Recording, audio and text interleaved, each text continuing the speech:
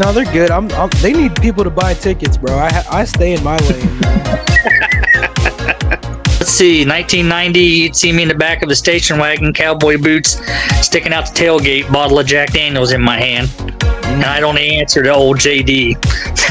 That's Hey, the yo, life JD. right All right, let's talk about this douchebag. Let's do like a 10 seconds for Hulk Hogan, 10 seconds of silence.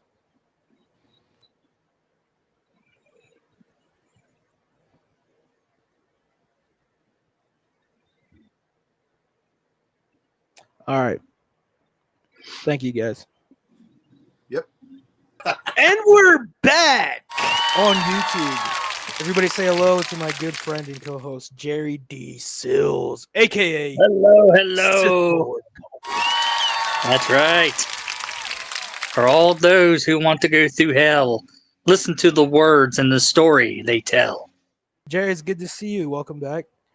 Thank you, thank you. And we have a special guest, Deadshot Dizek. Hello. Hi. That's a perfect wrestling name if you think about it. That's really good. Yeah, dude, I almost trained at Reality of Wrestling. Actually, technically I did train there for a couple months, but COVID was sort of like the thing that kind of cut me off. It's like an hour drive from where I live.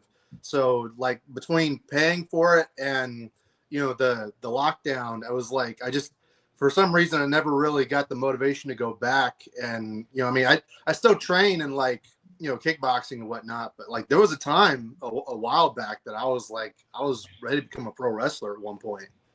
So I don't blame you, dude. I dream about it every day. Yeah, that's what I want to do when I was in my 20s. I'm a dreamer, but I don't know if I'll ever really do it. Well, it's fun. It's definitely a lot though. Like those guys are it's fine shape. It's a lifestyle. Mm-hmm. Yeah, man. They need people to buy tickets. No, they're good. They need people to buy tickets, bro. I stay in my lane, man. I ain't going to be a Logan Paul and switch it up, man. Oh, fuck Logan Paul. Oh, wait. That's actually a good segue here. All right, let's talk about this douchebag. What do you guys, how do you feel about Logan Paul, Jerry? I'll give his in-ring credit. He does good maneuvers. But his attitude, I was happy when Jelly Roll beat the hell out of him at SummerSlam. I was having a field day going crazy. I mean, I'll give Jelly Roll credit altogether too, because it's hard for a celebrity to get trained that short a time and to do what he did. Agreed.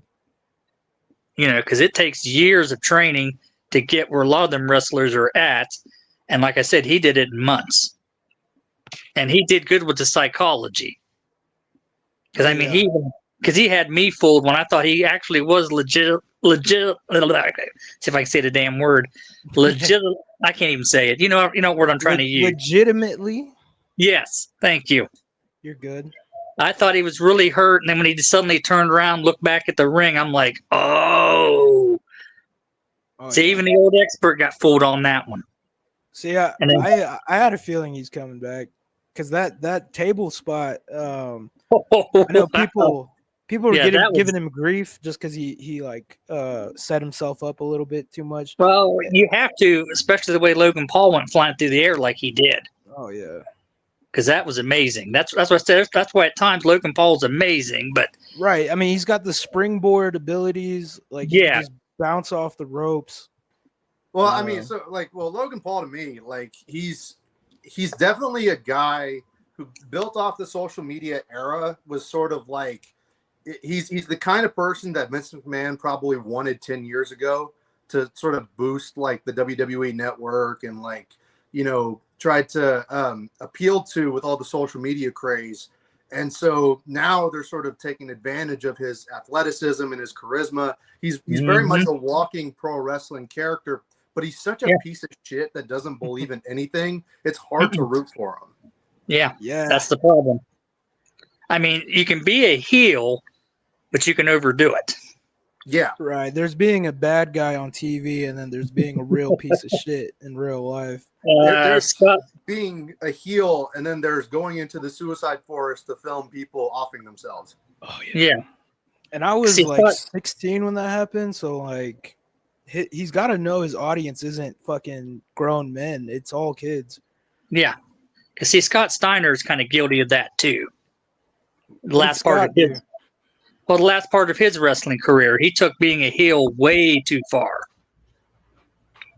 Like when he tried to, like, you know, When he was doing the whole Big Daddy Pimp thing, and you know the way he was treating women and shit. You know, backstage he was getting a lot of heat. I remember But of course- Heinrich doing the same thing to Michael Cole. Yeah. Hey, Miz got bullied in the locker room too. Oh yeah. Old Yep. Chris Benoit. Now there's a case study in wrestling. Chris Benoit. Yeah, so it's not like Logan killed anybody, but he's like No. a scam artist, and yeah, he's just not the brightest tool in the toolbox, I guess. Yeah. Because Now- yeah, I mean, as a meathead athlete, like he's got it for sure. No, yeah, he definitely got it. But any last thoughts on Logan Paul before we go here? I hope he has Uh, a match with Nick Gage. Actually, Logan I'd versus like Nick? to see him against Brock Lesnar. That'd be hilarious. Yes, it would. Oh man, just Watch him watch tossing him Lesnar around. take him. Yeah, watch Lesnar take him down a peg or two. He's good at that. Oh yeah. It would have been Taker if he still had the ability. He would have. Oh been the yeah, one. yeah. Oh, Taker would have definitely done it because there's a reason why he was the boss of the locker room. Oh yeah. Yeah, that striking ability isn't just on TV. Yeah, because I mean, the only other person that commanded the locker room respect like that was Andre the Giant, the boss. Thing is, Undertaker can chokeslam you now, and that's like a rite of passage to get you over more than anything. Yeah, Oh yeah, Trick Williams got choke slammed, and he's like doing a whole thing with the LFG. Have you guys seen the LFG videos or episodes? Uh-uh. I haven't seen one. I had to buy it on Amazon Prime because it's not on Peacock. But I saw season 2. They only have 2 seasons out right now. I'm watching it. I'll have to say I enjoy it. Like I watch it with my dad, and he's not the biggest wrestling fan. Like as far as like he'll fucking pay for my WWE belt and tickets. You know what I mean? But like, so he'll go with me to the event. But like he's just kind of a casual fan, but he enjoys it because it shows like it's not as easy as it looks on TV, and how TV ready wrestlers make it look so easy. There's a lot that goes into it, and Dizek, you could speak on this, being in a wrestling school, even if for like 6 weeks or like less than 6 weeks. You know what I mean? If it was for 1 week you're at wrestling school, I still respect that because it's fucking hard, man. Yeah, we were doing what's it called, jogging laps around the entire mall, and that's like a huge. I don't know how to explain like how big a complex that mall was, but it was like if you fall out of line, people had to go behind you and like pick you up, and like there was a lot of cardio training that went into that, and yeah, it's not for the faint of heart. It's not how people like to believe it is on TV. It's a lot of glitz and glamour on TV, and a lot of that like that shit hurts. Right. People are like, Oh, they're not yeah. really getting each other, right? It's like, are you fucking kidding me? All right, well, let's go into Gunther versus Punk. Gunther, to me, reminds me a lot of Andre the Giant. Not much his And, size, but just in-ring work. and for the old time wrestlers, Killer Kowalski. Oh, deep cut. If you know your wrestling history, you'll know who I'm talking about. Yeah. Jerry's going to expose me. I don't know this one. You don't know Killer Killer Kowalski, Kowalski. the guy who trained Triple H. And Fuck. Big John Studd.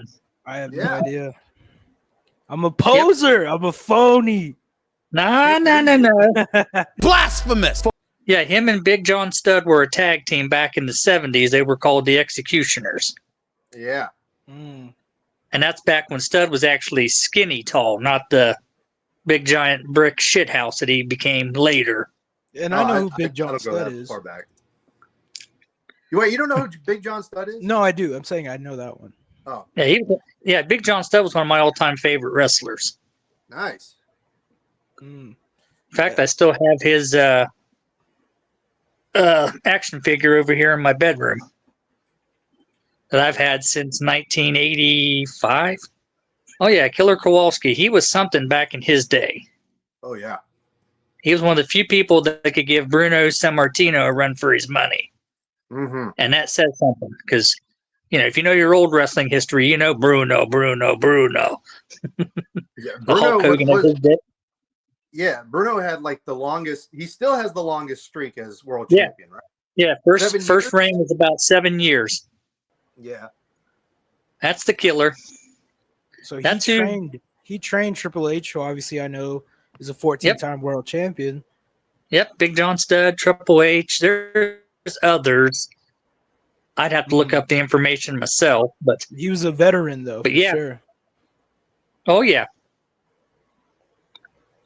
Yeah, he was something. He was also a couple of times he would actually put on a mask when they did that Super Machines back in the mid 1980s when Andre was suspended from WWF.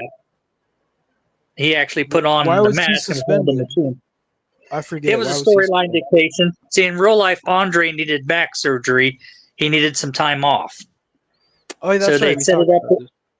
Yeah, he skipped a match and then he was suspended. And then once the surgery was done, he came back, but he wore a suit and a mask, and he was called Giant Machine. And obviously it's Andre, but until you pulled the mask off, that was the storyline dictation. Right. You couldn't prove it. And everybody tried. Of course, no one could do it. Because what it was, Blackjack Mulligan was Big Machine. Killer Kowalski, he was what? I forget what his machine name was. And there was 3 other wrestlers that also did the same thing. But that was back, when storylines really had some genius to it. I mean, some of it today still works, but we'll get into the booking. Yeah, it's the timing is why I think it sucks. I'm gonna get back to subject here with CM Punk. That was my favorite match of both nights. The Cody and Cena match would be second, but this was my favorite because CM Punk's my second most favorite wrestler of all time. That's obvious. Who's number 1? But Dusty Rhodes. Oh, Dusty Rhodes, baby. You can't go wrong with Dusty Rhodes, baby. The American Dream. I've seen a lot of Rhodes, Dusty Rhodes. Yeah, I saw his Hard Times interview in 1985. When he did that Hard Times interview, that was something. I mean, I was only 11 years old, and I'm like, this guy's cool. And then to watch him in the ring was amazing. Now, granted, his WWF time in 1989, the whole polka dot thing, he made it work, but it's hard. No. I think it's harder for a fat dude in pro wrestling to get over, but Dusty did it. He wasn't afraid to be the fat guy. Like, he would jiggle around, wiggle his hips. He was himself straight up. He had so much confidence and ring presence. Kids might call it aura. Yeah. Yes. On some levels, he was the Stone Cold Steve Austin of his time. Because you could beat the hell out of him and he'd be back the next night. And he'd return the favor. And believe me, he could do it. We having beers tonight or what, Jerry? What's the vibes? Nothing tonight. Let's see, 1990, you'd see me in the back of a station wagon, cowboy boots, sticking out the tailgate, bottle of Jack Daniels in my hand. And I'd only answer to old JD. That's the life JD. Right there. Because, God, I was 16 and I just didn't give an F. My bad, Daisy. What was that? I was just saying that was the life right there. Oh, yeah. Oh, so, God, Daisy, yeah. What do you think about CM Punk versus Gunther, man?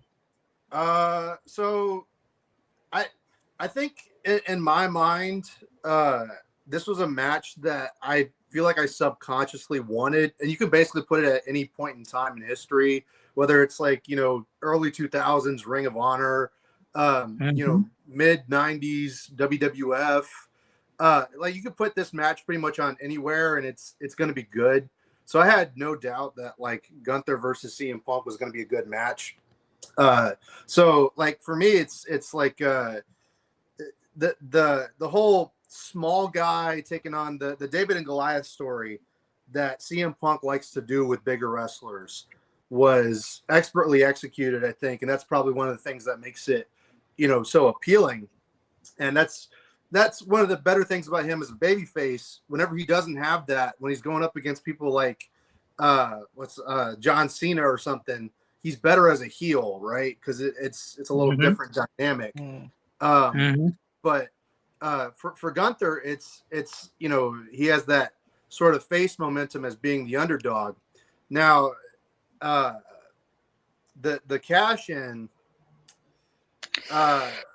Wait, let's not go there yet. Hold on. I want to say Gunther's great because he can lead the match. He doesn't need you to start the match. Like the John Cena versus Punk, CM Punk has to lead that match, and at points when he leads a match, it exposes his age and his ability. And for Gunther, he can carry a match, he can do all the big moves, and Punk just has to get punished essentially. And he's really good at doing that. There's times in that match where I was worried for Punk. I was like, man, Punk looks gassed. Punk's can't stay up right now, Yeah, 2 occasions I thought he was legit. I can't even say that damn word. Legitimately. I can't even say it. We got to find another word. He was really for hurt. real. There we he was go. for real hurt. There you go. Yeah, a couple of times I thought he honestly was hurt. And then, like I said, when the match itself ended, I'm not gonna lie, I cried. I was happy for him. And to see him hug that belt, I'm like, he's really taking this in. Oh yeah, because you saw him grow up. You saw Punk grow up. I kept expecting a Seth Rollins swerve, but I was hoping they'd let him have this and either, put the knife in his back on Raw, or just let Rollins stay out until Survivor Series. That's okay. Since we're gonna go there, let me get the background. But anything, any praise for Gunther there? Because I know you love seeing. No, plenty of praise for Gunther. He did an excellent job. Now, what people don't realize, he actually got honestly hurt. He broke his orbital bone right here by his eye when he went through that announce table. Then when Punk gave him the first go to sleep, if you watch, you'll see spit go flying out because Gunther got hurt again. That's why the second time, if you noticed, he actually kneed him in the chest, not in the face. Yeah, he connected. I think the first one you're talking about is the one where he connected everybody. Yeah, he got him right in the face. All right, so let's talk about it. Oh, damn. I'm sorry, Jerry. I love it. I love the Seth Rollins cash in. I know you hate it. Well, it's just the timing of it. I just wish they would let Punk hold on to it for just a little bit and then screw him over. Either give him a night or at least a couple of months and then let Seth screw him over and then let that hang on, let them feud until WrestleMania. And then you'd have a great main event for WrestleMania, night 1 or night 2. What about you, Dizek? I think we're going to get that either way, though. Like, I mean, if this was always a work, then that's probably what we're going to build up to. And what's probably going to happen is, it's night 1 or night 2. Punk's going to be at WrestleMania. Yeah. So I think either way, though, would have worked. I can see where Jerry's coming from, though, as far as timing, because you want to build that tension. Yeah. When it comes to Money in the Bank. Yeah, because in real life, Seth Rollins and Punk hate each other with a passion. It's no secret. It's crazy that they're working together, though. Like, that's the thing is that they're able to, like, still be professional about it. And they can do it, but they take pleasure in hurting each other. Oh, absolutely. And I'm pretty sure that's what probably makes Triple H nervous.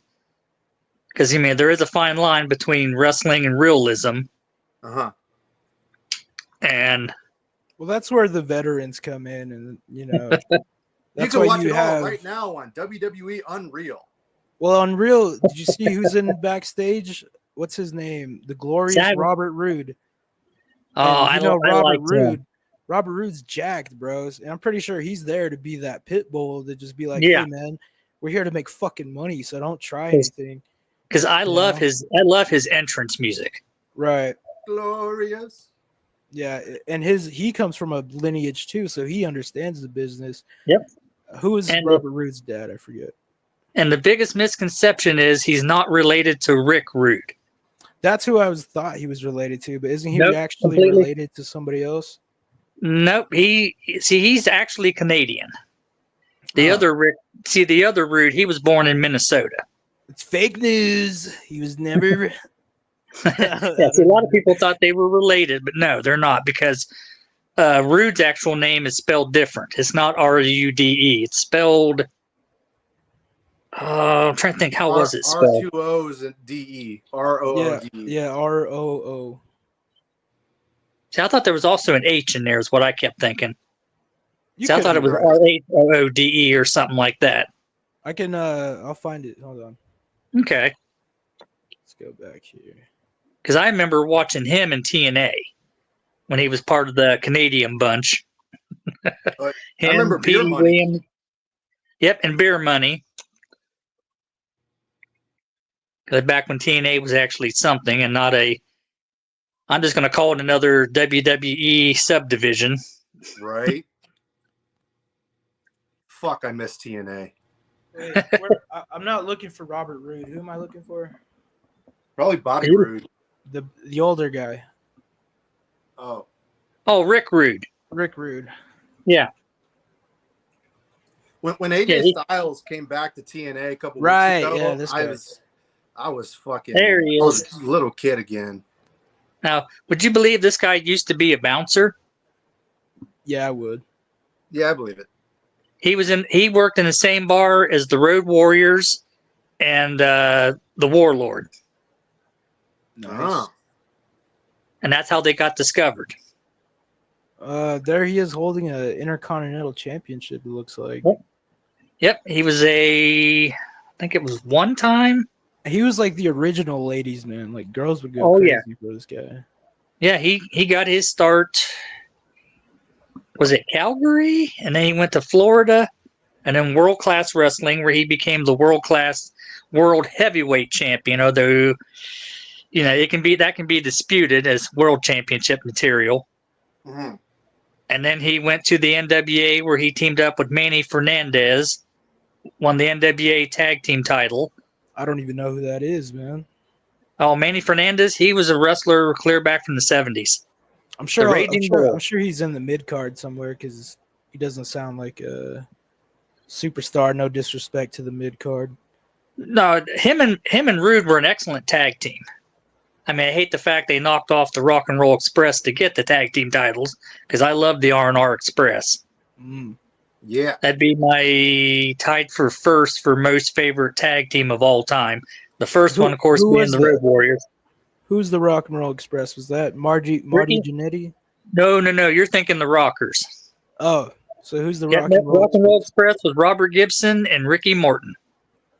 Fooling me again. Let's see. Oh yeah, they were the team in the NWA from 1985 until 1988.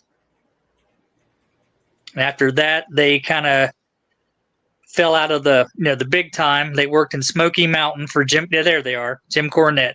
Ricky Morton's the blonde. Robert Gibson's the taller, dark-haired fella. Mm. And I love their entrance music. Rock and Roll was King from.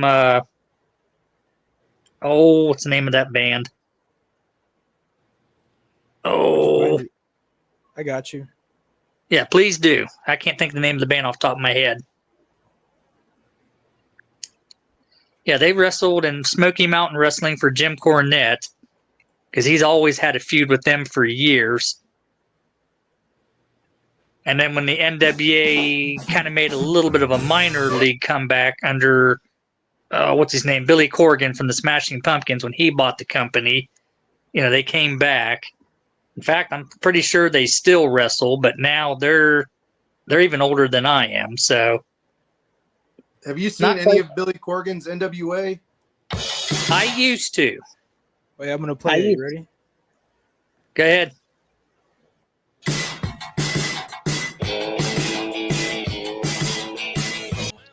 Now, what's funny? The two of them, the Andersons, are actually not related. Really? It's just because, I thought that Arn was Ole's son when I first started watching these guys back in 1985. I found out years later they're not even related. It's just the fact that Arn looks a little bit like Ole is why they gave him an Anderson name. And he decided to keep it. Now you're going to tell me the Dudley boys aren't related. What? No, they're not related either. No, the Dudley boys are related, man. Lies. They're not related. They come from different mamas, is all. Propaganda. They're brothers from other mothers. Somebody get the tables. Now there's another tag team that can rank up there with the Road Warriors. They're the only two teams. Yeah, they're the only two teams that have held 3 world championships in tag team division. Speaking of tag team divisions, do you see Bronson and Braun Breaker getting the tag team championships in the future? It's possible. What I've been hearing, some of the rumors that eventually Breaker is going to break free and go on his own and go after Seth. See, now that'd be interesting. I see both of them turning on Rollins. Yeah. Yeah, I see Bronson hitting a tsunami and Breaker hitting a spear on Seth. Especially Bronson, because he's been taking a lot of the L's for him here lately. Yeah, he is. And, that's going to have an effect on your ego, no matter how much you're getting paid. But maybe we're wrong. Maybe Bronson goes after Cody Rhodes and gets that. Ooh, now that'd be interesting. That's what I would do if I was booking. Yeah. Because I have a sneaking suspicion it'll be Roman and Cody again at WrestleMania. That'll be number 3. Because Roman won the first one, Cody won the second one, and then in your big matchups you got to have the third one. It has to be like a Hell in a Cell or something, man. Yeah. Oh, there you go. Rollins and Punk, Hell in a Cell. Oh, I love this already. Didn't Rollins have like a faction in Ring of Honor with like Brody Lee, Jimmy Jacobs? What did he have something similar like that? Or am I tripping? I can look it up. Yeah, really? He was super young, I think. Yeah, he was Tyler Black in Ring of Honor. Oh, that's right. Yeah, because he won their heavyweight championship. Yeah. And the early days of Ring of Honor. Do you guys before old KO, aka Kevin Stein, come in? As we all know, Kevin Owens now. He was called Kevin Stein. Yeah. There he is with the ROH belt. You said he had a faction. Yeah, it was with like Brody Lee, also known as Luke Harper before he was in the I know Brody Lee. Okay. I forgot about that. Wow. See, even the experts forget. Well, we all got different levels of knowledge, That's true. And there are different companies and different times that people. Yeah, and see, my knowledge of Ring of Honor really kicks in right about the time when Kevin Stein was the champ. That's when I started getting into it. Shit too. Oh yeah, I could see why WWE was quick to pick him up. They've been trying to recapture that same magic with the Ring of Honor Kevin Owens, like the Kevin Steen of Ring of Honor. They just, for whatever reason, haven't been able to match that same level. Like, even in NXT, it wasn't the same. It's just because Kevin Owens goes from babyface to heel really quick. He switches too much. Yeah. So now it's like nobody takes him serious either way. Kind of the same problem you have with Triple H. Because Triple H could play both sides, but I think he's better as a heel. Although I did love him in DX, but oh yeah. No, that's my only beef was the cash in was too early. But I mean, of course, naturally I was upset that CM Punk got screwed over. But yeah. Last thoughts on this. But I have to give Seth Rollins credit for fooling everybody, even Triple H. Mm-hmm. Because I guess for like a couple of weeks, he literally walked with crutches outside so the outside world could see him Yeah, and pretended to be hurt. I got worked, man. I thought he was. I mean, I even fell for it. I mean, I suspected, but I was like, nah. Now, see, I'm wondering about Braun Breaker's knee, though, because I noticed he was limping. I see the tape on his leg there. Yeah, Braun might need some time off. But he's young. He'll be all right. Yep. And I mean, watching his dad was something else, too.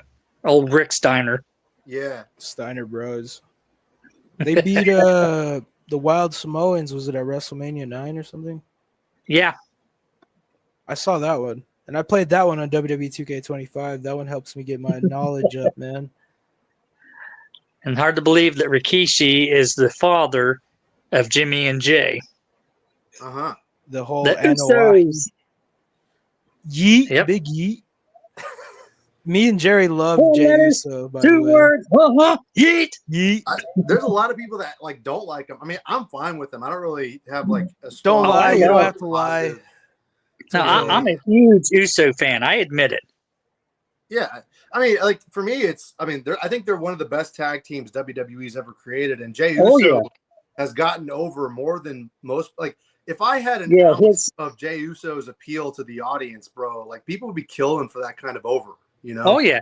Now I think it's about time his brother wins a secondary title. Get some respect. I agree with that. Because I've seen a lot of actual brother tag teams where, case in point, Harlem Heat, Booker T, Stevie Ray. Stevie Ray, to my knowledge, didn't win any singles titles. Booker T was a five-time world heavyweight champ. And the Hardy Boys, Matt Hardy was always kind of seen as looked at like that. Yeah. Even if you won something, it was like, well, your brother's Jeff, so. You know. It wasn't until the broken gimmick that really got him over. Delete. Yeah. And then having Lita and losing her. Damn. That's too deep. That's too deep of a cut, man. But you know, Vince McMahon, he's like, yeah, now let's make him fight Edge, the guy she fucked. Like, yeah, insanity. All right, and I want to talk about this next since we brought up Jey Uso. Oh yeah. But I'll be right now, back. I have to go. 1 second. All right. Okay. I'm gonna get one soda pop, to be honest. I can sit here and talk to Isaac. Hello. Hey. Well, one thing I was gonna what was it called? Initially, I disagree with the idea back on the Seth Rollins and Punk thing. I didn't mean to backtrack or anything, but that's okay.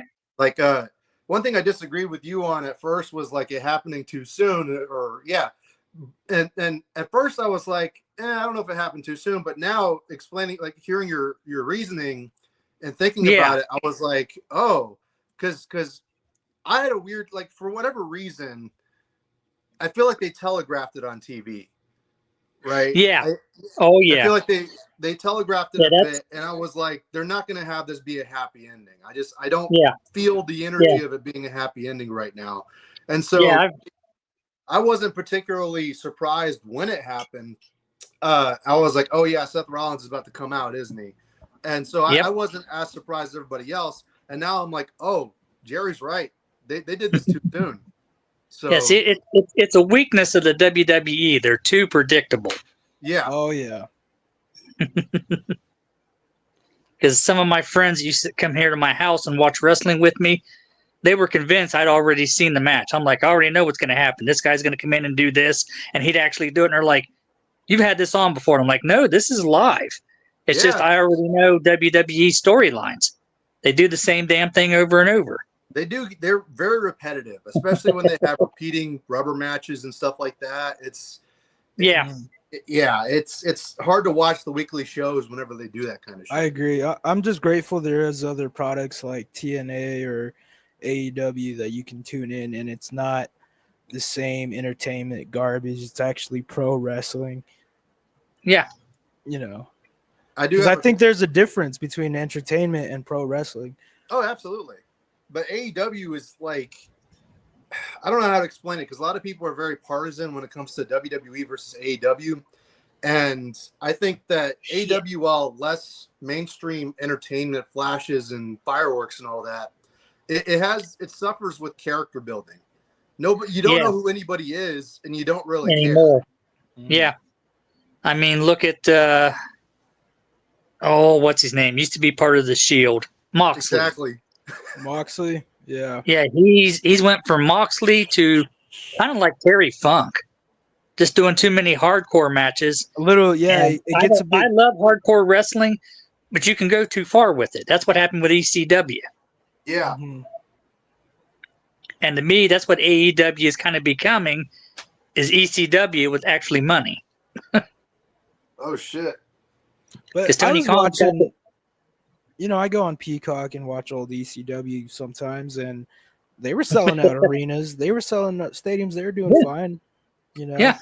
But it's just Paul Heyman couldn't keep it up. He started to go broke. No, Heyman sucked with money. Tommy Dreamer will tell you that. Raven will tell you that.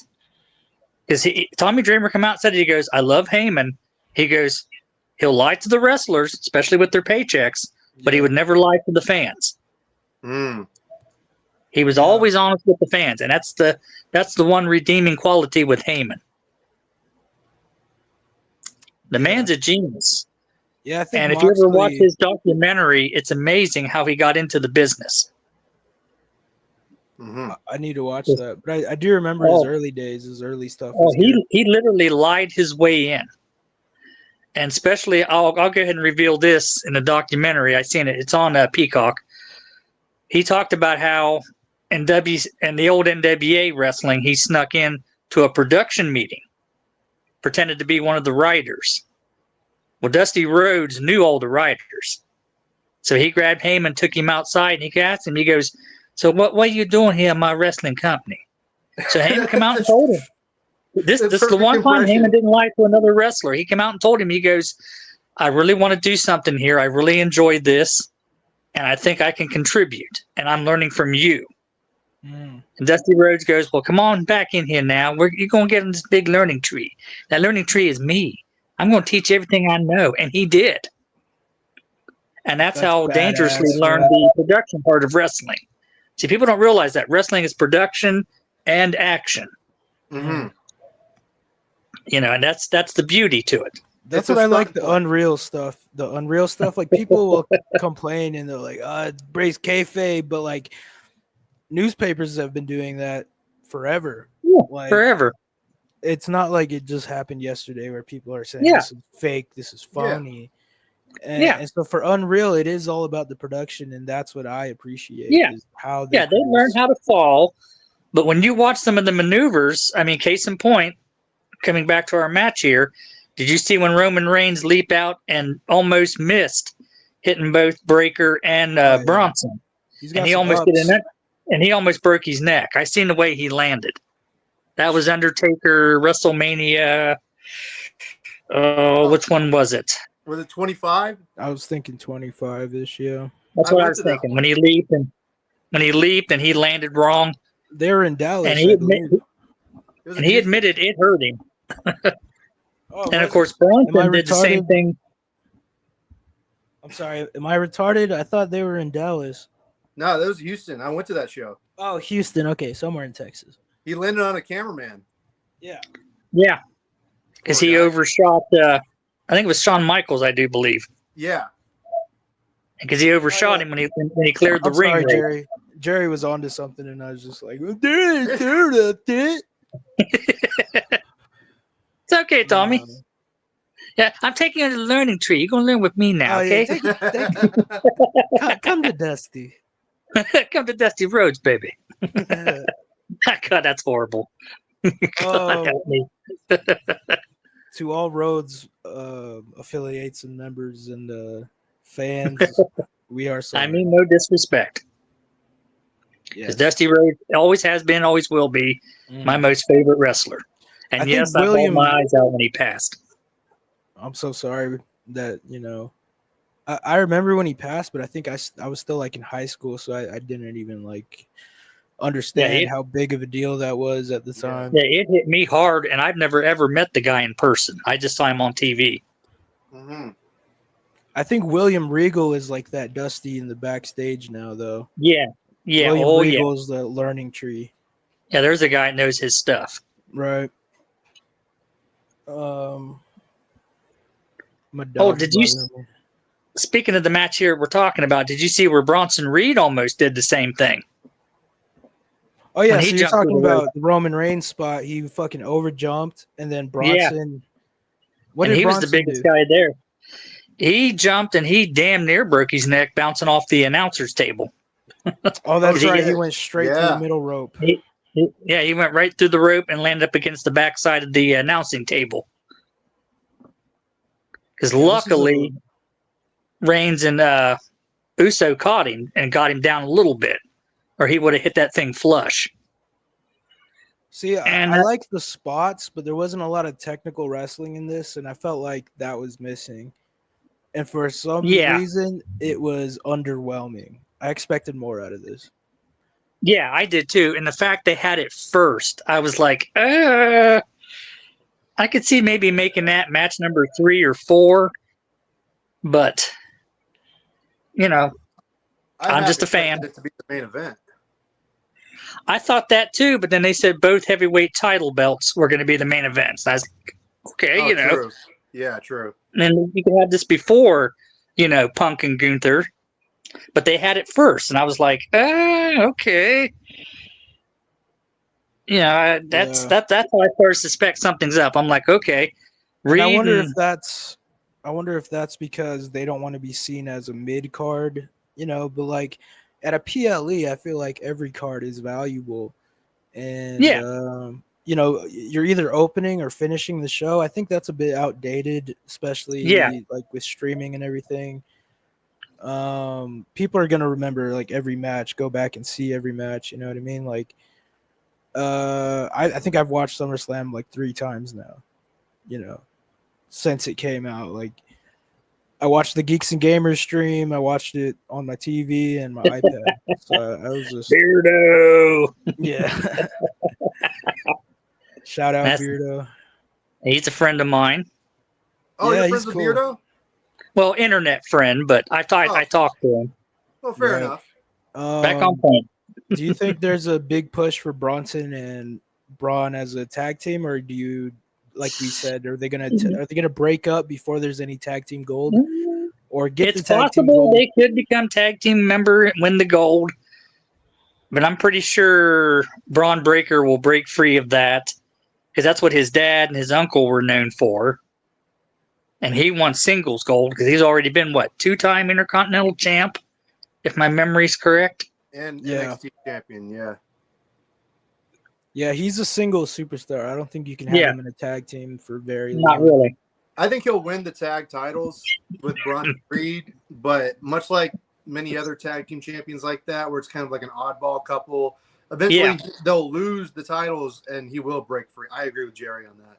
Yeah, there'll be like an accidental, like someone will punch someone out or Heyman will hit the wrong person, He'll spear Bronson Reed and just it'll be like driving a car into a fucking brick wall.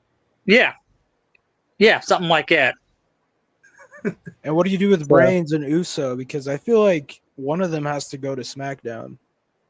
Like I feel like they can't be on the same company. I would say Reigns because I have a feeling. I have a feeling eventually it's going to be Cody and Roman Reigns 3 at WrestleMania. So you foresee Roman going back to SmackDown because didn't LA Knight leave Raw and now he's on SmackDown? So they're making moves. I know somebody moved. Other way around. Other way around. Knight. Oh, okay, yeah. He's on Raw now. Yeah. Hell yeah. Because I don't know if because I don't want to see Reigns versus Uso, and I love them both. But you know what I mean. I want to see. Yeah, it happened once. It was a hell of a match, but it's. Wasn't it a Hell in a Cell match? Yeah, it was like I think it was a Hell in a Cell. Because his brother broke in and threw in the towel and I remember that. And said, we're done. You're our tribal chief. Yeah, that was a beautiful match. Some of these crowds, the question is, would Reigns be willing to go back to being a heel now that he's become sort of a baby face? That's the key factor. Right. Because obviously Cody needs some opponents because, you know. And you can't turn Jay heel. It just wouldn't work. Nah, he's too popular. Yeah. It's really hard to tell what they're going to do with Reigns. And because we all know Cena's done. He's only got, what, 3 more months left? Yeah. So he's out of the picture. Yeah, Cena's not even a bad guy anymore. And that, I know we're going a little bit off topic, but that I actually enjoyed. I enjoyed that. And I think it made their match much better. The Cena Rhodes match? Yeah, it made it much better that Cena was a baby face. He was fighting hard, but he was a baby face. Yeah. I mean, his heel turn, it started out good, but then when The Rock wouldn't come back, and then what's-his-name got fired, and it lost all momentum. Yeah, it really did. And who got fired? R-Truth. One. Oh yeah, Ron Killings. No, not R-Truth. That other guy that was hanging out with The Rock. Travis Scott. Oh, yeah, Travis Scott. Yeah, he's no longer part of WWE. Yeah, he's out. What do you guys want to talk about? You know, Cody's my guy, dude. I'm so happy he's champion again, bro. Yeah, I am too, because like I said, I'm a huge fan of his father, and I like both the sons. So it's good to see both the sons with some gold on them. I love it. Like Cena was old. The booking, like you said, was dog shit. Travis Scott was out. The Rock was out. So the way that it started was fucking fire. It was like, it's the Rock's faction, and John Cena's that pit bull, that guard dog that Braun Breaker is to Seth Rollins. Like they had a real faction there, and Travis Scott being like the Scottie Pippen of the NWO, or not Scottie, Dennis Rodman of the NWO days. Like just being that celebrity, that cool guy. That's like, this is fucking dope. And Cena, even if you don't listen to his music, it gives it some clout. It gives it some credentials. And Cena had legitimate heat, because I knew he was upset with the way at times he got booed and the way he got treated as your modern version of Hulk Hogan, because he was. And, that part started to work, but then, when you'd watch his matches, it just didn't look right.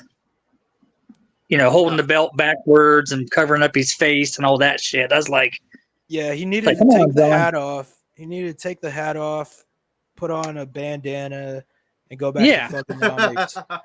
He needed to be Thuganomics John, because that was his best bad guy, is when he's a shit talking rap star, And then a week ago, that's when Cena did the best move he did, when they did that face to face, and he's like, I've got 2 words for you, Cody. Thank you. And I was like, what? And then when he came out and said it, he goes, I'm tired of doing the bad guy. He didn't say shit. I would have said it. That's just me. But he came out and admitted it. He goes, oh, you missed last week's SmackDown? Yeah, no, because I was watching everything but that, because I wanted to watch it with you guys. Yeah, they did a face-to-face. You guys want me the way to build up for the match for SummerSlam last week. And Cena admitted, he goes, this bad guy stuff is not working for me. He goes, I want to fight you at 100%, top guy versus top guy. And I'm like, finally, they're righting the damn ship. It's like wrestling, and of course, asking for Cena to be heel for like 20 years, and then we get him heel for like 4 months, and we're like, this was a really bad idea. Yeah, it just didn't work. It had some good ideas, but just the delivery. Yeah. Because like I said, he started out good, but like, this is his retirement tour. We wasted a lot of time. Yeah. And then kind of fast forwarding to the end, what happened to him after the match. Now that blew my mind. I wasn't expecting Brock to come out and give him an F5 and a pat on the back. That shocked even me. Fucked him up, dude. God. He did it so effortlessly. I mean, it was like, yeah, Brock Lesnar's been in the woods chopping wood, man. He looks jacked, bro. Like, he looks lean. Yes, he's a big white. Yes, he is. He is. He's also a Minnesotan. So, on a scale of 1 to 10, what do you guys rate the John Cena heel turn? Heel turn, back to babyface turn. Like 1 to... The heel turn, I gave it a 10. It was perfect when I seen it. Because I actually had to watch it over. Well, let's not talk about the beginning. Let's say like in whole, beginning to end. Altogether, 7.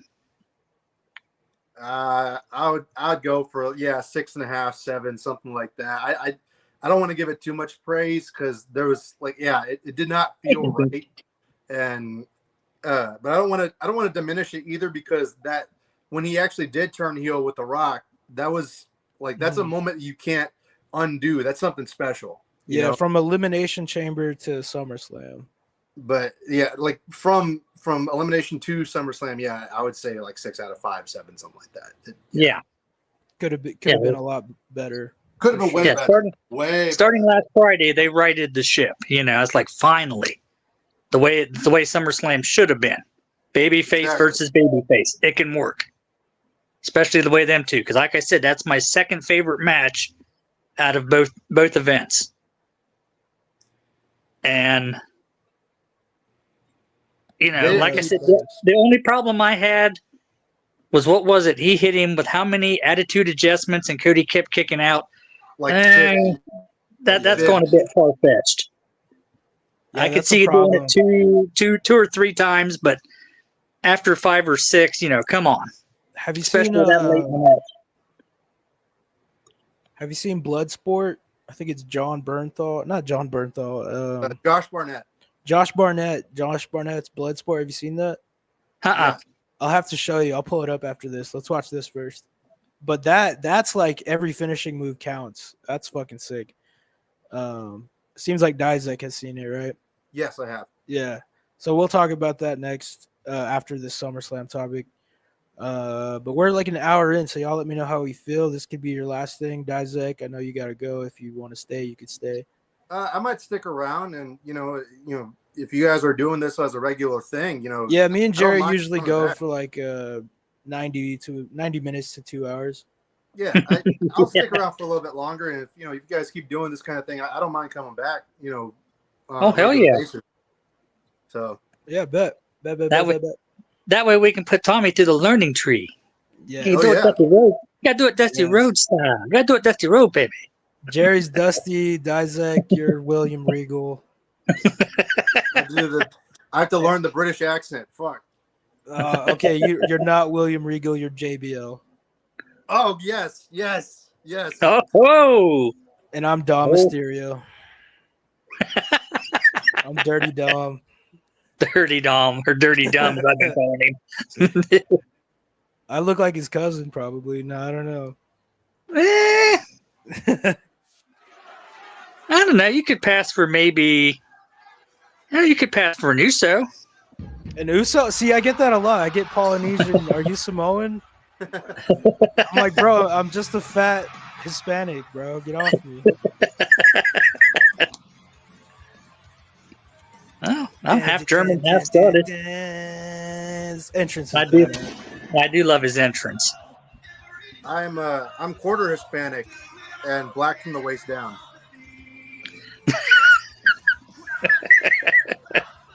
That's very original. Never heard that one before. Gee, I wonder who else says that. Oh yeah, there's this famous podcaster. I think his name is D Dad Cobra. He says the same thing.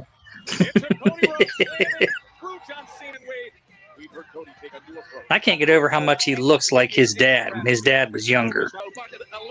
And then his older brother looks even more like his dad. Yeah, Goldust, definitely. I see the resemblance every time I see him on TV. Oh, yeah. It's Dustin Rhodes now, Dizek. Whatever. That's okay. Goldust. He's always Goldust. Now, do you guys know their actual last name? It's not actually Rhodes. It's Runnels. Yep. I heard that. I saw that because of the Unreal, but I did not know that until Unreal. Yeah, Dustin Reynolds.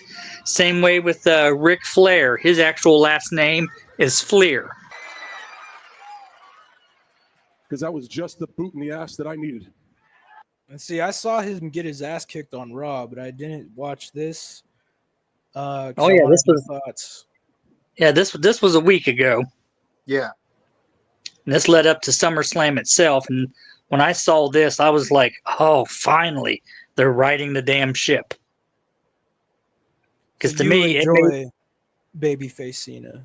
You want that? yeah, yeah, it's more authentic, and it made the match much, much better. Because contrary to popular belief, heel can wrestle heel, and babyface can wrestle babyface, and put on a hell of a match. I actually argue that's probably when it's more interesting. You know. Agreed. Yeah. Yeah, Like- you're both equal. You're both equal strength. Like Bray Wyatt versus Undertaker that one time. That Yeah. was a good match. Exactly. Or when the Road Warriors wrestled the Freebirds back in the 80s. Technically, both teams were heels, and they made it work. I'll have to watch in the old AWA days. No. I actually probably would have preferred that they just not do the heel turn to begin with. But at the same time, I get why they did it, and I could totally see, like I feel like the Rock is the problem. It's not John Cena. Yeah, oh yeah. It's not really Cody Rhodes. It was The Rock. It's the Rock. That's what really ruins the whole thing. Yeah, he set it up, and then he just let them do it instead of sitting there supervising. Yeah. Right. I like the idea of a face Cena on his last run getting desperate and doing heel things, but not telling the audience to fuck themselves, not saying this is an abusive relationship. I'd rather see John Cena get desperate. Part of that I enjoyed because he did have legitimate anger with some of the crowd when they boo him. Yeah. And the fan, when you get a little bit stale, the fans they're going to boo you. They're the ultimate boss. That's what some wrestlers have to realize. They're the ultimate boss, not the owner of the company. It's the fans. Right. They decide your fate. Karrion Kross might have something to say about that. That's true too. The old modern day version of Kevin Sullivan. Oh no. Who's Kevin Sullivan? Oh, he was one of Dusty Rhodes' biggest rivals back in the 80s. They called him the Satanic One because he would walk around with a pentagram on his forehead. He'd be covered in blood, and he gave some hellacious matches to Dusty Rhodes. And he talked like Karrion Kross does now. I'll make you tell the truth. You'll know the truth. He does the whole eye thing and everything. And I'm like, oh, this is a modern day Kevin Sullivan. I like this. That's why I'm becoming a Karrion Kross fan. Oh, so you mean that's a compliment then? Yeah, it's a compliment. In fact, he's even talked to Kevin Sullivan. That's cool, man. Yeah, if you wrestled Dusty, you must have some credentials. So obviously, Diedrich knows what I'm talking about. Yeah, I know Kevin Sullivan. What was it? I don't know because he did the Dungeon of Doom in WCW. Yeah. I don't know if you guys noticed this. It might be just me, but like we hear a lot, like whether it's movies or TV shows about like sort of hitting a cultural like dead end where it's just like we keep remaking and redoing the same stuff, but at the same time it's like that familiarity is sort of, it's always comforting, right? Not in like a cheap money grabbing way, but like, there is a sense of comfort in seeing something familiar. And do you guys feel in any way that WWE is, I don't want to say rehashing stuff, but like it feels like we are kind of in a, does it feel to you guys like it does to me, like we're kind of in a recycle movement? Yeah, especially when McMahon was running it, because when he brought in Cena, like I said, he's your Hulk Hogan 2.0. Yeah. Was it loyalty, hustle, respect has replaced say your prayers, eat your vitamins, obey your parents? Yeah. And he did. He became your modern version of Hulk Hogan. Only difference, Cena actually can wrestle a little bit more in pure wrestling form. Yeah. From Hogan. And yeah. So as far as the modern product goes, like since TKO has taken over, because Vince McMahon, like you said, he was guilty of like recycling and redoing old things all the time. Oh like, yeah. Carlito is literally just Razor Ramon. Yeah. or was. Don't Yeah. disrespect Razor Ramon like that, bro. No, I'm just saying, like Carlito, he'll No, he tell was. you. He'll was. tell you. He copied Razor's persona. Yeah. He And admitted it. Vince encouraged him to be more like Yeah. Razor. Like, Yeah. Yeah. Old I Big saw Scott the- Hall. I saw the interview he did with not Bubba. Was it Bubba or the other Dudley boy? Had to have been Bubba. Devon. Devon has the YouTube channel. Yeah, Oh, Devon. okay. Yeah. Devon Dudley. He has a YouTube channel. I saw his interview with Carlito, and he said they literally pulled out a Razor Ramon vignette, and he literally got the apple, he bit into it, and he spit it at somebody. Yeah. And then so Carlito started doing that, and he just did it better than Razor. I will Yeah, say. he did it better, made it his own. Yeah. Now, do you know Razor Ramon's actual name? I don't. Big Scott Hall. Yeah. Oh, I know was about Scott to Hall. say, is it not just Scott Hall? Oh, okay. If his real name's Big Scott Scott Hall, Hall. I thought it'd be like Scott. Because that was a Jabroni. big misconception, and Hall admitted he had a little bit of trouble trying to be Latino when he's actually white. He's a big white. He's a big white. He's a big white, or was a big white. All right, let's watch this whole thing because I Oh, haven't yeah. seen it. And on Sunday, the only platinum rapper showing up to whip your me. The champ! Bars. Yep. See, like I said, they That would righted the ship. stink. That would stink, bro. So I thought they righted the ship. I thought this made things better. Yes, I agree. They got real heat with Travis Scott, though, because that was dirty.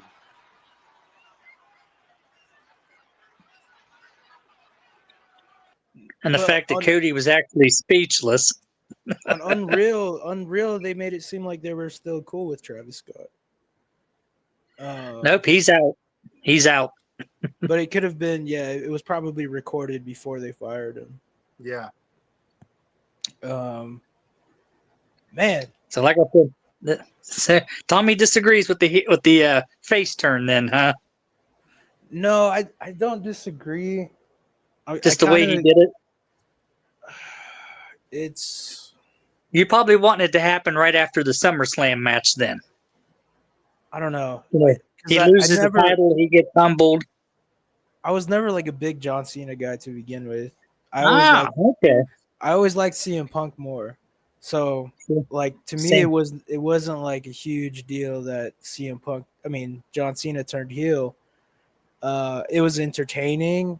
It made me Just the buy way he did it that shocked me. It made me buy a John Cena action figure. Like it was really good for merch sales, it was really cool. Yeah. Like it was a big money move, but now it's kind of exposed as being that only a money move because of how short it was. Now it's like, all right, now what? Like something else. And see now he'll finish out with what I thought was going to happen was I thought this was a genuine like face turn. I believed it. Like a lot of people, I think, were thinking that he was still just pulling his leg and going to do some heel shit on Sunday.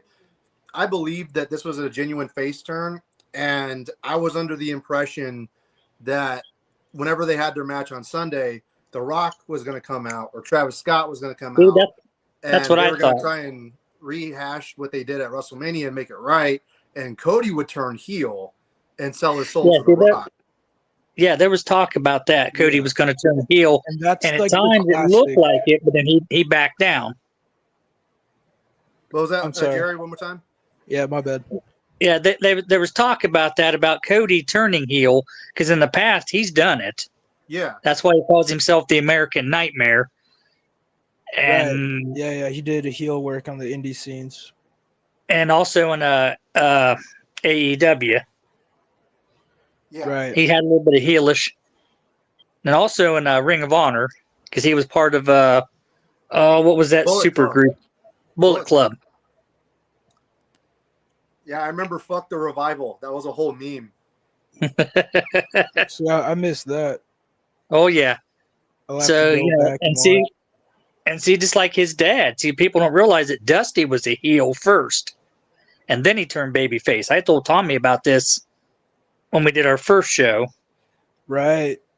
Because when Dusty started, him and Dick Murdoch were the Outlaws, and they were hated inside and outside the ring. Yeah.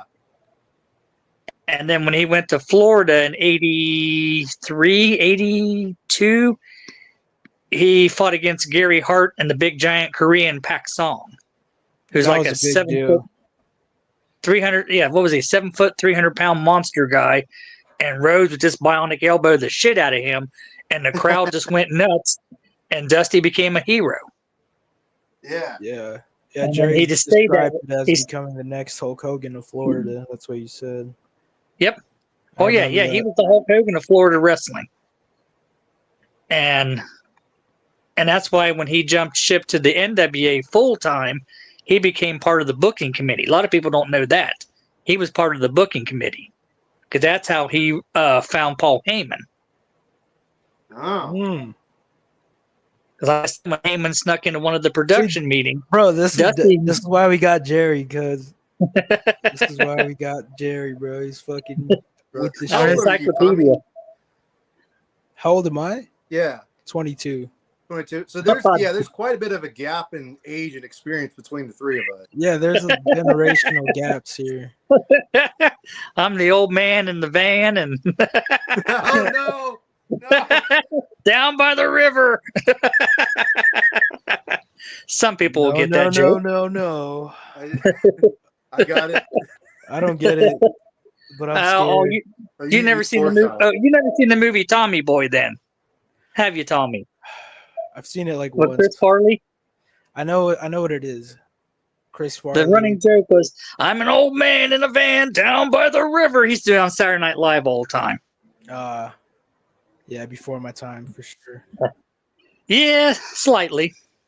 But Tommy Boy's a big deal. I know they talk about it like on Monday Night Hangover and whatnot. Yeah.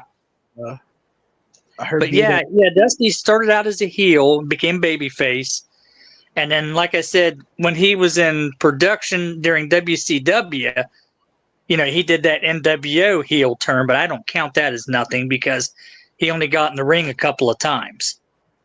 True. But as a pure wrestler, he's better known. I know anything about that, but I believe Jerry. I don't need to fact check anything. I'm gonna ask Jerry if it was right or wrong. Well, like I said, when Paul Heyman, broke into the production office, it's only supposed to be for the actual writers. And Heyman lied and said he was a writer, and Dusty knew and had memorized who all the writers are. And like I said, he drugged Heyman out. And when Heyman talked to him, Dusty admitted he liked the fact that he praised him. So that was all in the same. That was all in the same time frame after Dusty's in-ring career. That's in the mid-'80s, mid-'80s, because Paul Heyman, he started out as technically a writer, became a manager, and then did both. Man, that's cool. Because he was known as Paulie Dangerously then. But his real name is Paul Heyman. Because he took Paulie Dangerously from a movie with Michael Keaton, Johnny Dangerously. He just took that. My bad. Go ahead, Danzig. Yeah. What I was gonna say is, what we got to do? We got to do like a game. Like, guess the name. Is it a porn star name or a wrestler name? You sick fuck. Some wrestlers use their actual name. Yeah. And some of them, like, for instance, CM Punk is not his actual name. But he you guys know his actual name. I'm sorry, what? He could totally be a porn star with that name. Dude, you keep talking about porn stars, dude. And like, all I'm thinking about is like, which wrestlers have the best porn star names? And I'm just like, Andre the Giant would be the best porn star name in the world. Bad News Brown. Oh, God. Yeah, God. Well, Brent the Hitman Hart. Stone Cold Steve Austin. The Rock. The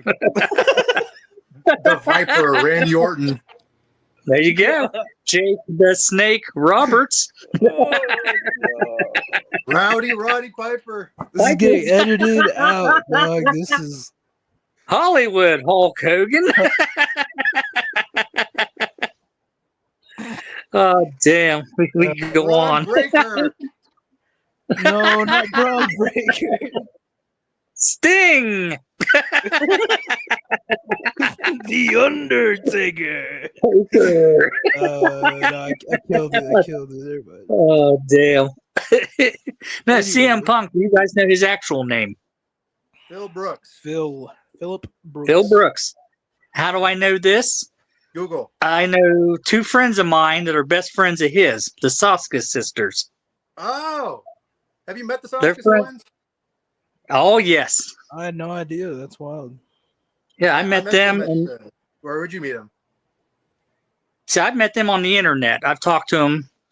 I become friends I'm with them. familiar with the Soska sisters. I follow them on Instagram, and And I they're see them actually in- best friends with Phil Brooks because I wrote a poem for CM Punk, and they told me next time they see him, they're going to give him that poem.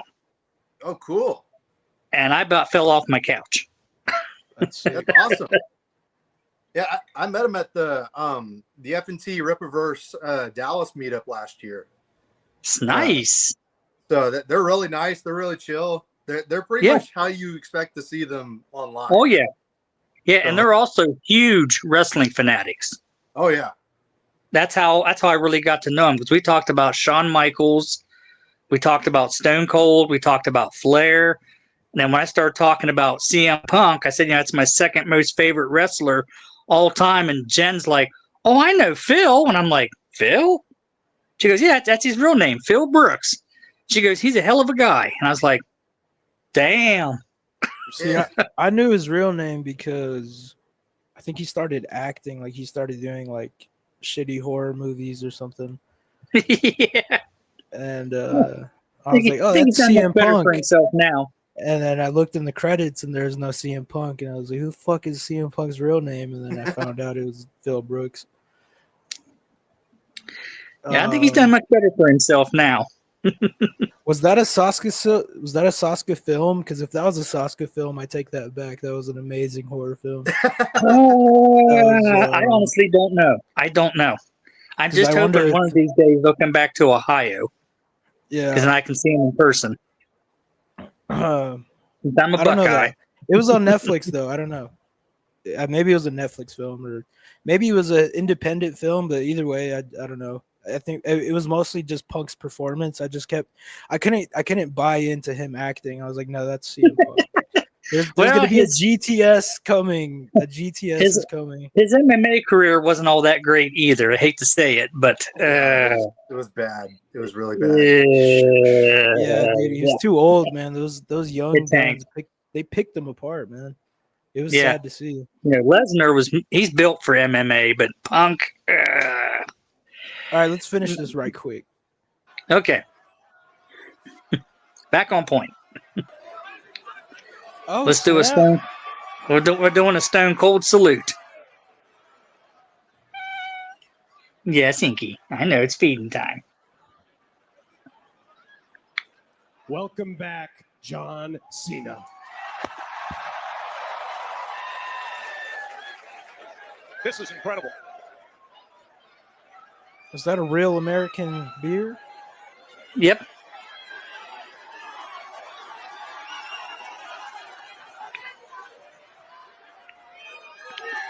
That was their tribute to Hulk Hogan as well, which I thought was very nice. The real John Cena that Cody wanted. He's getting away. What the hell just happened, Gotas? In a span of 15 minutes. And like I said, this is why I thought this made the SummerSlam match that much better. And the standing ovation he received for 2 decades of well-earned work. I love Wade Barrett's reaction. Like, what the hell was that? That he was yeah. That everybody tried to tell him. But being forced into a fight. Does he say that here? He acknowledges he doesn't want to ruin wrestling. He wants to be who he's always been. And that he's over his own BS. John Cena. When did Wade Barrett say that? Like a couple minutes ago, or not minutes, seconds ago. The night before SummerSlam. What? Yeah, that's why I thought maybe that part wasn't scripted. Oh, he did. Yeah, that's funny. What the hell was that? That's why I'm wondering if that wasn't part of the script. I thought they might have just something extra, which does happen. Yeah, it's improv. It's like And it adds to the magic. Yeah, like people ask me what is pro wrestling, and I would be like, it's kind of like a play with stunts. You know, it's like a stunt play. I call it the violent theater. Male soap opera. Yeah, it's and you know, people act like when they get in the ring that it's all scripted. It's like you can't script high flying moves. You can't script a lot of that stuff because a lot of it's improv. It's just people, you know, they're trained to do these moves and they'll communicate with each other in the ring. And it's more, you know, things can go wrong, things can go off script. So you got to improv a lot. And so, yeah, it's not as easy as it looks like when you're play fighting with your friends. You know, like this shit is life or death. Yes.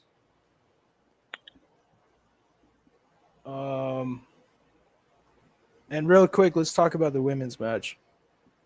But let me pull up Stephanie Valkyrie. Well, I think I have two files, so I don't know if this will be the Intercontinental or the World Champion. What'd you do, Tommy? Oh shit! I heard sirens. I'm big. What'd you do? I didn't do it. I didn't do it. Whatever it was. I can make a joke, but I better not. Deny. Oh, what the hell? It's not an ice raid, is it? Oh, yikes! Yes, it is actually. No, I have mi papeles. ¿Dónde está? Yo tengo. Yo soy americano. I'm americano. Fucking asshole, Jerry. I said I'm half Scottish. I'm Roddy Piper. No, let's talk about Naomi, Ripley, and Io Sky. The black chick, the Chinese chick, and the big white. Japanese racist. Actually, she's Aussie. Rhea Ripley's Aussie. It's Australian. I'm just fucking around. No, I thought it was actually a good match. I figured Naomi was going to win because they just put the belt on her. Yeah. And, you know, they'll save it for either SummerSlam or maybe Royal Rumble, or they could drag it out until WrestleMania. She is a Fatu, you know, so she does have some bloodline privileges, so maybe.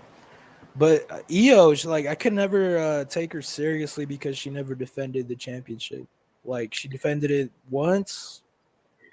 Well, her best matches were against Rhea. You think so? Because I think her best matches are in War Games when she's flying off the fucking cage. Well, true, too. But, I mean, because Rhea has never pinned Io. Well, I can never take her seriously because, I don't know. She's just... I never bought Io Sky. Io to me is sort of like a, how do I put, like a female Rey Mysterio, the way she moves in the ring. And so she has that sort of athleticism and I don't know if I would say charisma. I mean, poor girl. Yeah, she kind of lacks that. That's probably why, but I get the Rey Mysterio comparisons because Rey doesn't speak English very much either. Are you sure? Well, as far as WWE promos, you know, he does half and half. He does he does both. But some of his English is a little bit broken. I know in WCW, they took his mask off. Like, was he talking shit in English in WCW? I don't know about that. A little of both. A little both. He's a Spanglish speaker. For a second there, I lost you both. Was that me or was that y'all? Don't know. I hear Tommy loud and clear. I think it was just you. Oh, okay. Well, weird. Sorry to interrupt. Oh, you're good. No, I like the Rey Mysterio comparison to Io, and I'll give you that. And I'm not an Io hater. I'm just saying. Yeah. No, I get what Tommy's saying. Naomi looks like an ass kicker. Like, Naomi looks like she's going to beat a bitch ass. Yeah, you got to pull the earrings out first, though. Yeah, she's done a complete 360. It's about damn time Yeah. because the glow had to go. Yeah, the glow Naomi. I didn't really. That stick was all right for a little while, but it was getting stale. And it was like more for like the EDM crowd, like. Yeah. For those still latched onto the Funkadactyl movement. Yeah, that was horrible. Oh man. Love to see her dance though. It was great. Too bad she's married. Big Jim. I call him Big Jim for a reason. Oh, well, obviously. That's another good porn star name.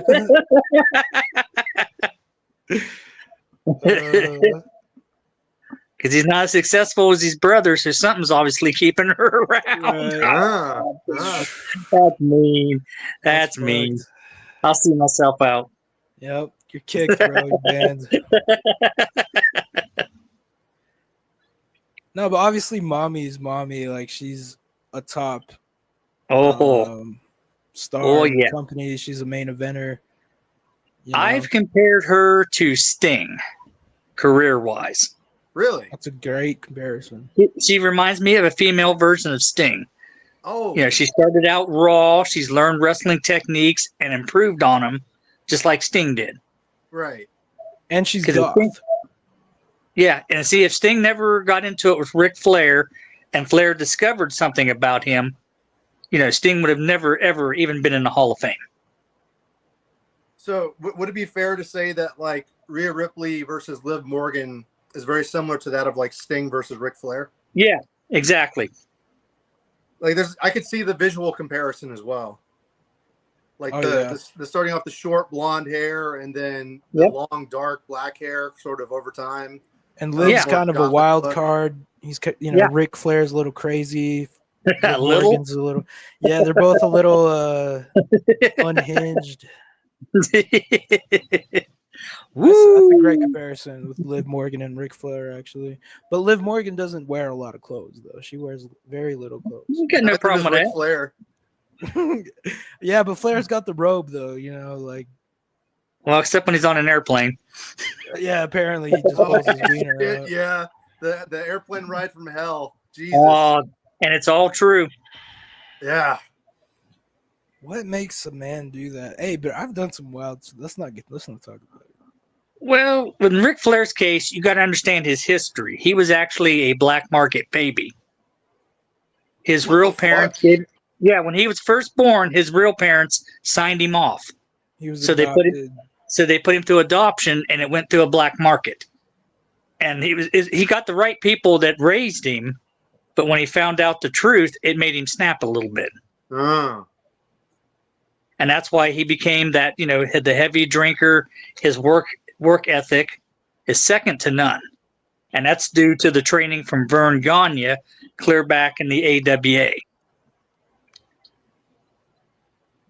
Because Ric Flair talked about them times in that barn that Gagne owned, when you had to run around that farmland, run up and down them steps in that grain silo and work in that, in that cold ass barn, you learn shit. Yeah. You learn how to be tough.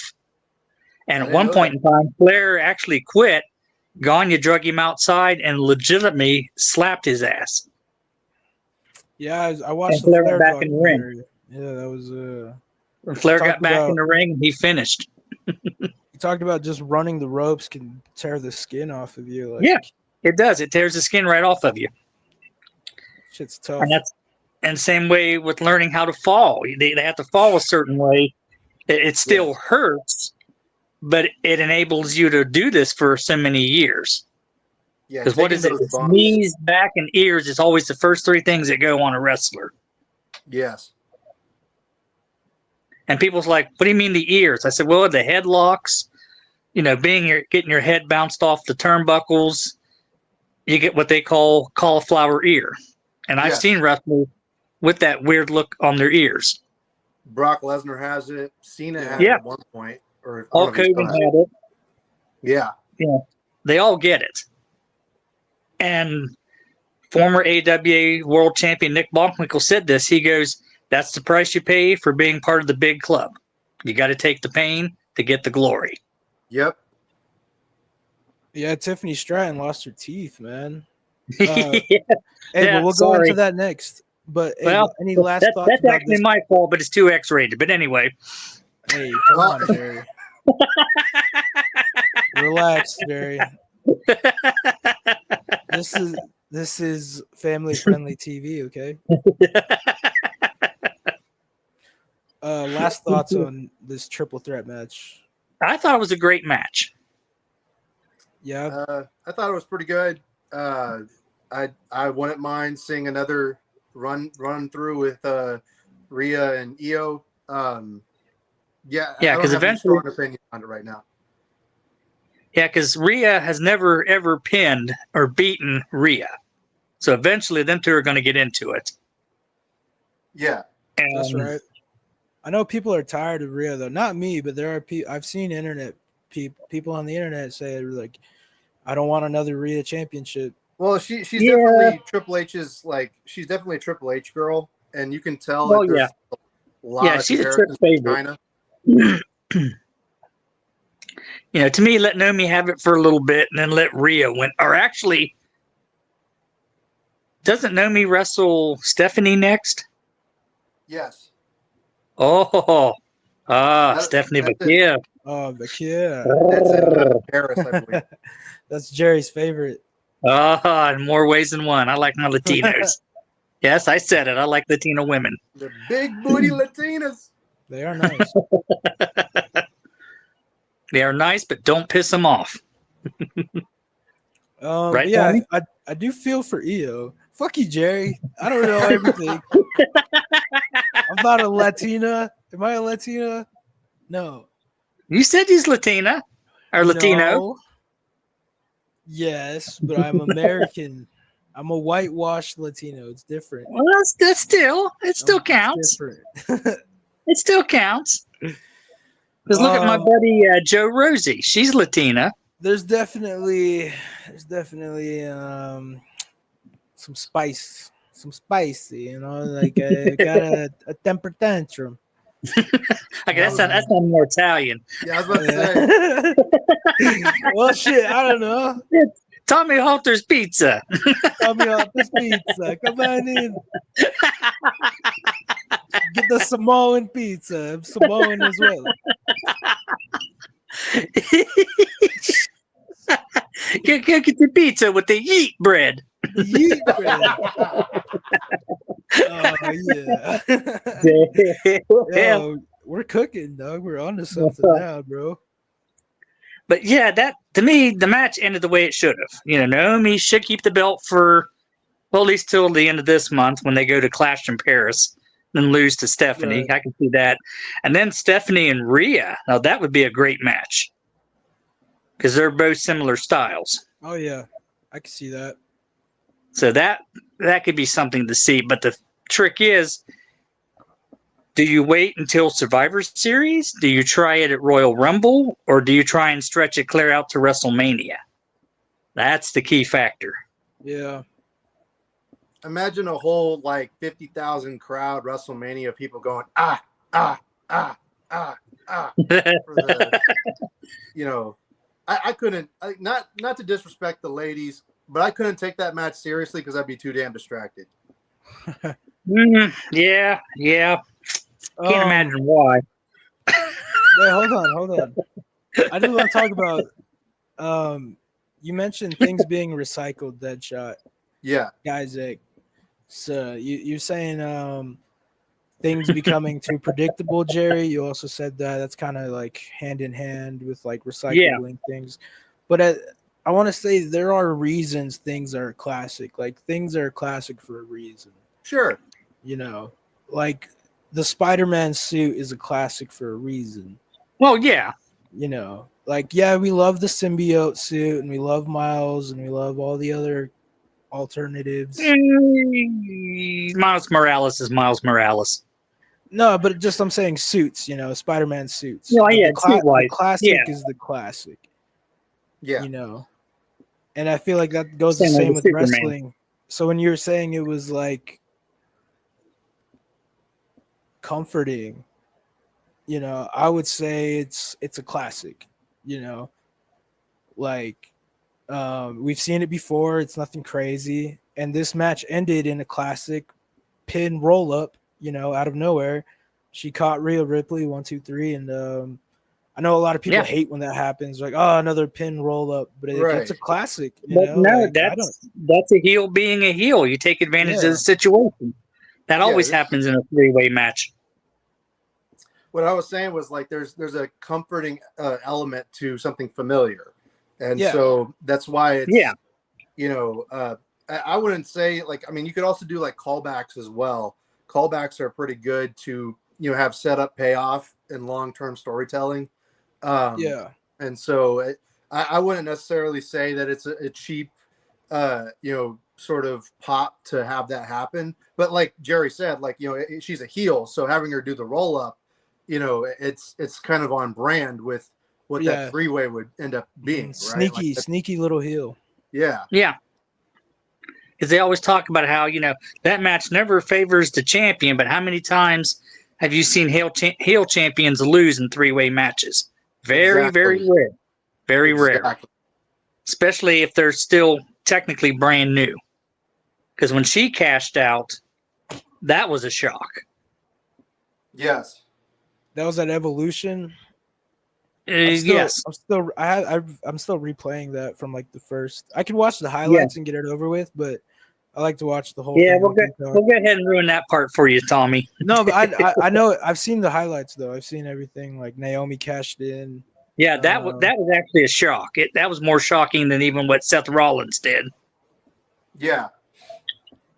Yeah. No, I saw that all over Instagram. It was like Naomi cashed in. I was like, oh shit, well. Because I expected her to go after Tiffy time, but I thought so too. Tiffy time. This one kind of shocked me. I figured that Jade would get it. You thought Jade was winning? Yeah, because of the way they've been building her up. Get out. I'm just kidding. Get out, Jerry. I'm just kidding. I mean, no, Jade Cargill is a great fucking wrestler, man. Yeah. But Tiffany leads. She led that. She made Jade Cargill like this was Jade's best match, and it was because of Tiffany Stratton. If you think about it, Tiffany Stratton is kind of Ric Flair and Dusty Rhodes mixed together. Why? Because she acts like Flair, but if you watch her in the ring, she wrestles like Dusty. All of her moves are precise. Pacing. Everything is perfectly, the pacing. Mm. And she always wins at times, and you don't expect her to win. Yeah, she's a very patient wrestler. She's not going out there to. And that reminds me of Dusty Rhodes, and like I said, the way she acts like Ric Flair. Very arrogant, egotistical. Tippy time. She knows everybody wants to fuck her, and like. And what's his name is doing the Americano. I think it's still her boyfriend. Yeah, I heard it was bullshit that they broke up. Oh, did they? People are saying she broke up with Kaiser, and then they're saying that's bullshit. So since right now he's your new Americano. Right, I don't know who to believe. Don't believe everything you see on the internet. I don't know. Maybe she's with Gunther. Who knows? Actually, I thought he was married though. Gunther is the bigger boy. Gunther. If she likes big boys, she likes big whites. She's into the big white Germans. You're out, Tommy. I know, I'm out of that one. I'm sorry. No. Technically, Tommy has half a chance. He's half white. And I'm pretty fat, so I can be I'm a heavyweight, so I classify in the heavyweight division, so I'm a big boy. But no, I enjoyed the match. Yeah. I mean, I figured Jade was going to win, but it didn't surprise me that Tiffy won because technically she's got more clout. She's got the pull right now. Yeah, dude, her hashtag is like one of the higher ones out there. A lot of people talking about this woman online in social media. To see her and Rhea Ripley, that would be interesting. Yeah, it would. Yeah. Champion versus champion, maybe. get an undisputed belt. True. Well, now I don't they know if already they- did that, right? They already Yeah, combined they it. did that with Roman, and they wanted separate brands because it makes it fair. Well, in the women's division too, it was Becky Lynch and Charlotte Flair, and then they combined those titles to make the one we Yeah, the have man. now. Yeah, The Intercontinental Man. yeah. It was like that whole era with like the four horsewomen. I didn't really watch like the four horsewomen era where it was like the women's takeover. I kinda Now with tuned out of that. Bailey, that's the wild card. The whole situation with Bailey. Oh yeah, because she's really good, but it's like she's kind of boring. And what do you do with her? Do you push her? Yeah, does she stay a heel or does she stay a face? I mean, because she's done both. I don't And like she's her good at heel both. stuff. I don't really like the hugging Bailey. I like Bailey when she's mean. You know. Of course, right now, what's her name? Valkyrie don't get no more title shots. So Yeah. Oh, we'll go into that soon. I got that pulled up too. See, the thing about the Stratton Cargill match, like I couldn't call this one ahead of time. I really didn't know what was going to happen with this one. I kind of shouldn't be surprised that Stratton won, but I kind of was at the same time. Yeah. The thing with Cargill, right? She was built up in AEW as a this monster heel. Yeah, she was a monster heel. She was Yeah, undefeated. She Yeah, was the squashing AEW run was people. great. Yeah, And she was like an Andre the Giant. She was just unstoppable. when she comes to WWE, she's among other giants. So Yeah. she's Yeah, not as big as she looks, right? And so Yep. I Yeah, think the roster's stacked on the women's division, right? Ooh, So she is her and just Nia another girl. Jax. That'd be a Yeah. hell of a match. Nia Jax, or they got to push Piper Niven too, man. They got to put some respect on Piper Niven, dog. When she hit, you guys know who I'm talking about, right? The big fucking girl. Yeah, Yeah, I know you're Doudrop. talking about Piper Yeah. Niven. She hit Nikki Bella with that elbow, and like just a reminder, this isn't the Divas division. Yeah, You know, like yeah, it's not the same. they're really fucking good. They hit. Like I know I said I was sleeping on the four horsewomen era, but like now I understand why it was so big because I see how talented they are, and like Oh yeah, I always give the women credit, and yeah, Jade Cargill is just another talented person on the roster now. Yep. And Now- it's hard. going hard to just for a push them. second. Sorry, Tommy.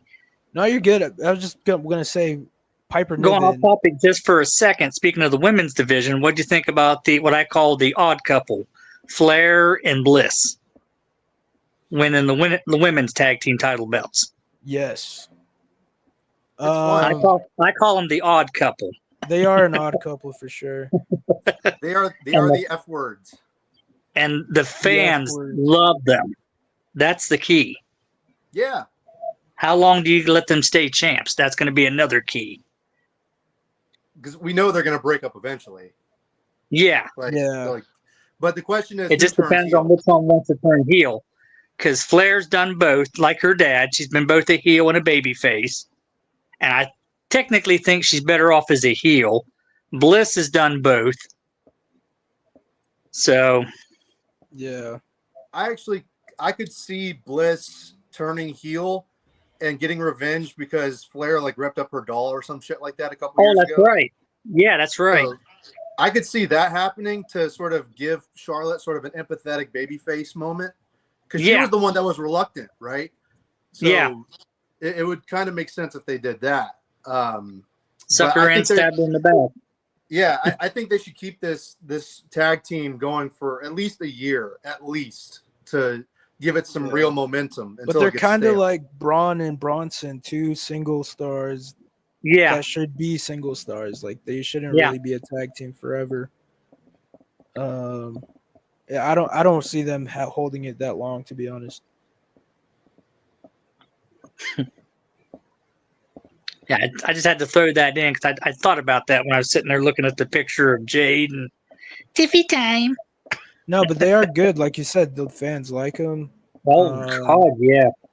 But yeah, final thoughts on And- Tiffany Stratton, Jade. Right person won, but I'm wondering what they're going to do with Jade now. They're going to give her another chance later? Are they going to throw her over and mix her in with the world title situation? because she deserves another shot at the belt, either one. Or I maybe agree. go after the U.S. title or the Intercontinental title and then build your way up to main event. Mm-hmm. Yeah, she needs some gold for sure. Yeah, because she's already been tag team champ. Oh, there's a key factor. What about Bianca? Yeah, well, she True. was already champions with Bianca, and then they split, and then Naomi got involved, and so And maybe Bianca's she supposedly could coming go back, after so- Naomi. I don't know. I think Cargill should turn heel and Oh, they yeah. do some sort of like WWE version of the baddies with like Michin and BFAB Yeah. and give, Jade the proper sort of monster push that she had in AEW. Yeah. And give her that momentum, because her losing to Stratton was a huge momentum killer. Because now we are asking the question, what does she do next? Yeah. What's she going to do next? And, I'm not now familiar. now she's at the top. And if you fall, it's going to be a while. Exactly. I know Michin and BFAB, but I'm not familiar with their work in AEW.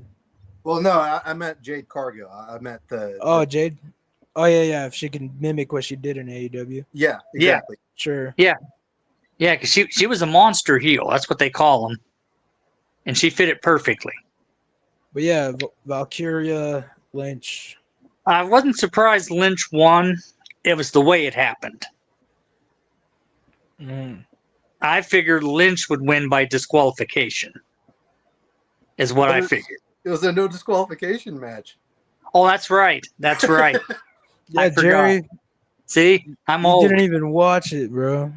Oh, I watched it. No, I'm just kidding. This match was a snooze, though. It was a no DQ. They was trying to do ECW, and it. The crowd was totally checked out. Like when this was happening. They're so PG. They can't do deathmatch wrestling. They can't do extreme wrestling because it's all like made out of styrofoam sticks and plastic chairs. Like it's, like they never really go hardcore, and sometimes they do. Sometimes they get a little bit crazy, but I don't know if the chairs are still. I think they're steel. No, I'm being facetious. I'm being a dick. Sure. Well, with the chairs, they're not allowed to do headshots anymore. That's one rule that can never be broken. They can only go for the back or the legs. Yeah. No more headshots. Well, even in AEW, they tried to give Edge that headshot, and they totally missed. So like, even AEW has a thing for like headshots. I think. So some of them don't listen, obviously. Because I figure, to me, I noticed they're leaning towards Becky Lynch and was that Nikki Bella? Yeah, Nikki.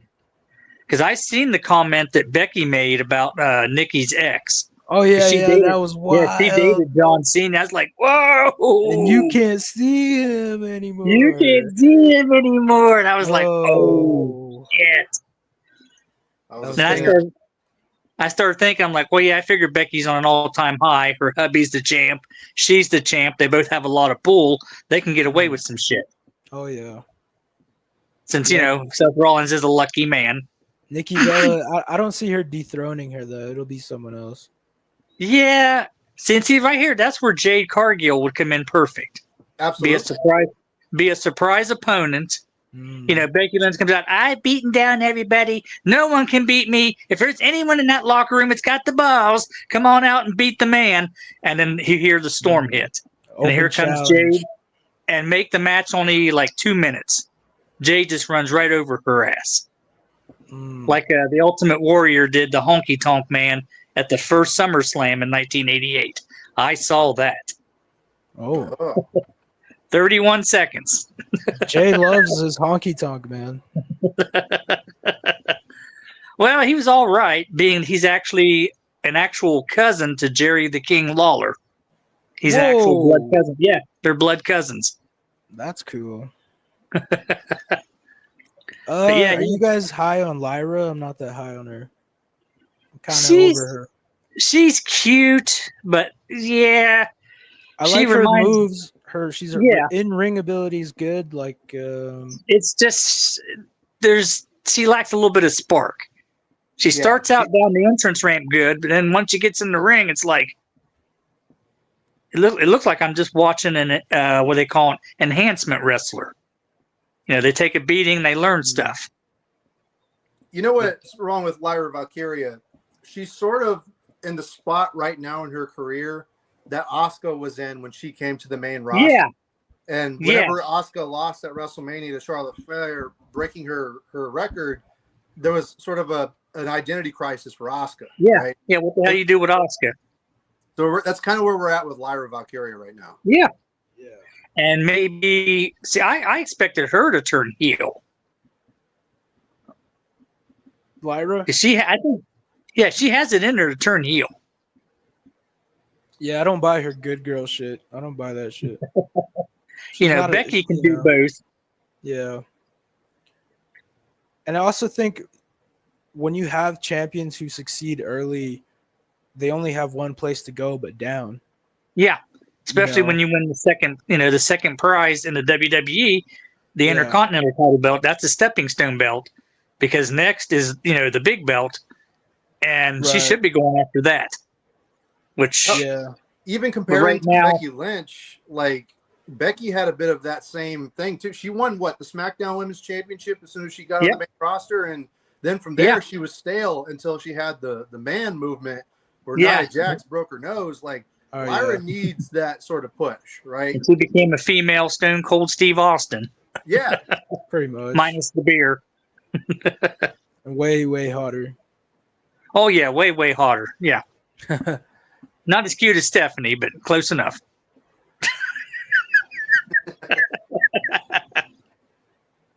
The Scotsman's got standards. So, last thoughts on this? You want? I'll let you go ahead. To me, like I said, the match was the ending did not shock me entirely, but it is what it is. In 2 weeks, I'm not going to remember this match. Yeah, exactly. Fair enough. Exactly. In fact, what were we talking about? We were talking about the biggest disappointment of the night was this steel cage match. God, fuck. Yeah. And it wasn't the results. It was kind of like the male version of Becky and Valkyrie. It just lacked entertainment. Even a cage match. Yeah. Nobody was bleeding. They really wasn't selling it, to me, in my opinion. And it didn't shock me that Solo won. This is a SmackDown main event. This was a SmackDown main event, and they just plugged it right onto SummerSlam. Yeah, exactly. Exactly. Yeah, man.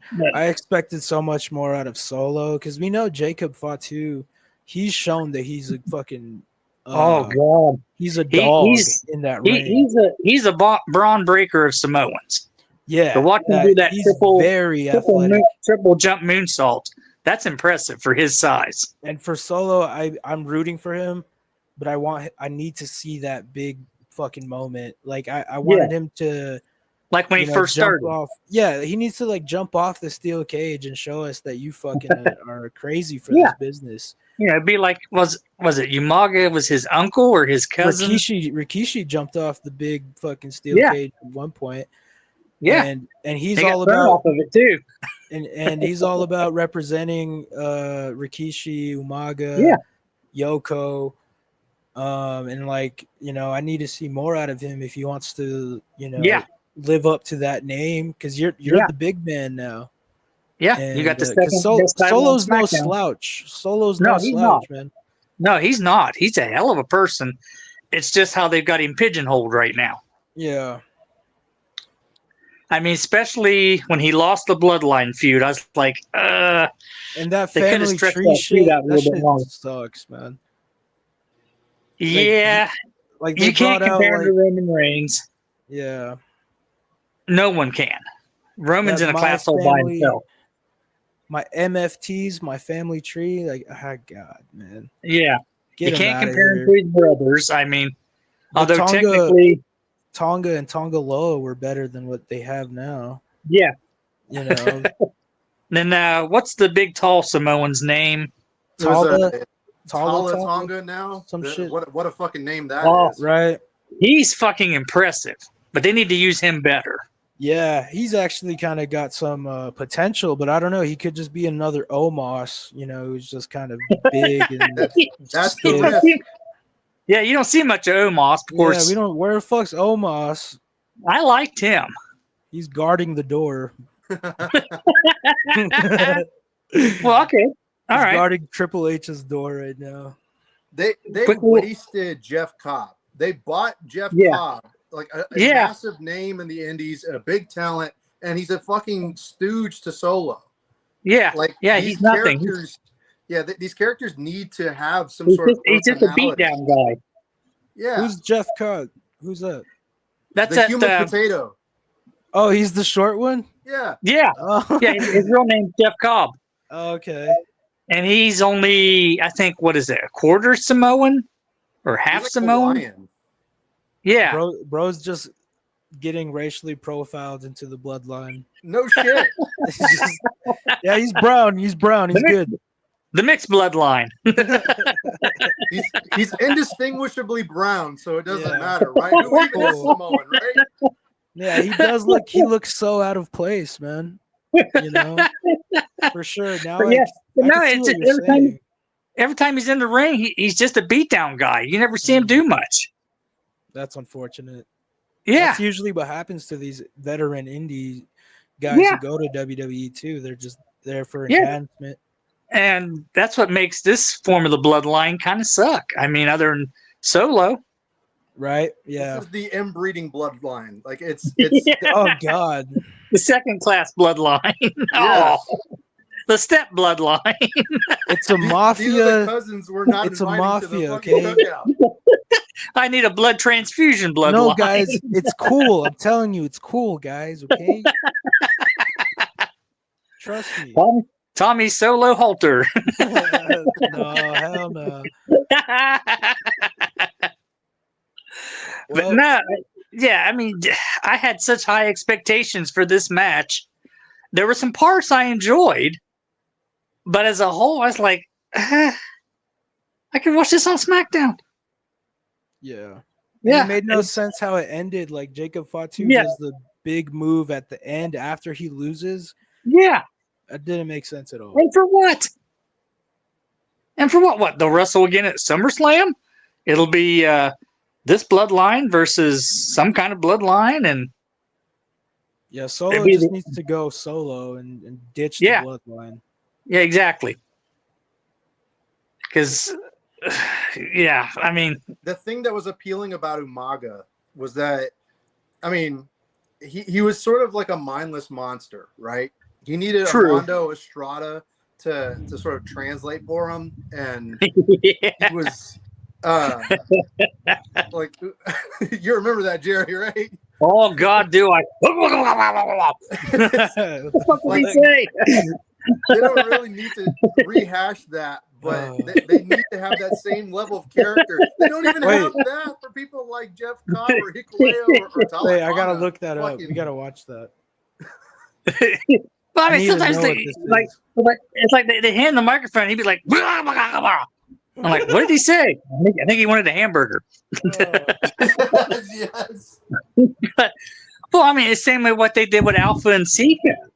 They Yeah. never really spoke English. But there was They still sit there and eat personality. chickens. You know. Yeah, they Now, still like have when I personality, first though. saw, yeah. Now, like when I first saw Roman Reigns, I thought that was Jimmy Snuka's boy. Oh yeah. Is what I thought. I didn't realize that's Sika was his dad. I didn't realize that till like 5 years ago. I was like, oh shit, yeah, I got it wrong. Yeah. Now, see, Jimmy's daughter used to wrestle in WWE. Yeah. Tamina. Yeah. And I don't know if she's still there or not. I honestly don't know. I could have swore she got released a couple months Ah. ago. I could be Tamina. wrong though. I'm not sure. I just what wondered happened to Tamina. I just wondered about Omos. I mean, he's got she's with potential. Omos guarding the door right now. That's where Tamina's at. The big giant ninja when they first brought him in. God. Now, see him in the Big Show. That would have been a hell of a match. Yeah, show's old though. Now, did you ever see him back in his early days, Tommy, when he was skinnier? Yeah, when Paul and he could Heyman throw was a drop representing kick, him. a 7'4" drop kick. That's impressive. I remember that. Yeah, even in like 2006, he was still really athletic. Yeah. Like he was, underrated for sure. But yeah, I remember seeing those clips you're talking about, him throwing drop kicks. Oh, that first time he did it to Ric Flair, I was like, he broke Flair's jaw because Flair went down and he didn't get up. Whoa. And even the referee was like, this guy's actually knocked out. What do we do here? Let's watch this really quick. Because is there any Wow. matches? Is there any matches I'm missing from SummerSlam? Like we talked about everything. We've missed some matches, but it just depends on how important they are. There was the 6-man or the 8-man tag team. The 8-man tag team wasn't. Yeah, that The ladder match. Yeah, the ladder tag team match was not bad, especially when what's his name's wife went through the ladder. Johnny Gargano's wife. Yeah. And the look on what's his name's face was priceless. Bianca's husband. Oh, Montez. Yeah. Yeah. Oh, yeah. No, yeah, there was a good. That was great. But definitely gets foreshadowed. The Karrion Kross, Sami Zayn match. Yeah, that could have been on SmackDown. Karrion Kross should have won that, by the way. He should have, but I figured, Zayn's going to win. And see, Zayn eventually, he's going to factor in, Cody and Zayn. I don't want anything to do with Cody and Zayn. Possibility there because them two used to hate each other. Cody should squash him. If they're going to fight, Cody should win. And I'm being biased because I'm a Cody guy. Well, I love Cody, but I'd like to see Sammy win the big belt. He deserves at least, even if he only holds it for, we'll get in the CM Punk time limit, 5 minutes. Yeah, I mean, anything's better than that. I just want Sami Zayn to take a shower. Yeah. I'm not one for telling another man to groom, but you've been out in the woods too long. Yeah. White Man in the Woods, film at 11. I don't know what this is, but we'll watch it.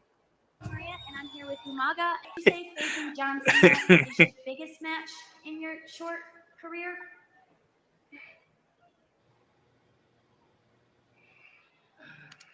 It goes like this. John Cena tonight comes down on you. Courtesy. Yeah, they would. Well, Solo, he's got more personality than Umaga. Yeah, he does. He does. Not knocking Umaga, but yeah, no, Umaga was great. His name means the end. Same way when Rikishi was Fatu and his cousin was Samu, the SSTs, the Samoan SWAT team. That was a hell of a team back in the 80s. They started out, what was it, in the old Caribbean wrestling, WWC, and then they went into World Class, where they beat the hell out of the Von Erichs, and then they jumped ship to the NWA, where they got into it with both the Road Warriors and the Steiners before they went to WWF. It was still WWF then in the 90s, and through Captain Lou won the tag team titles in honor of their fathers. Man, I'm not familiar.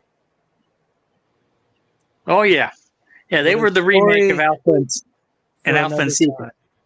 Yep.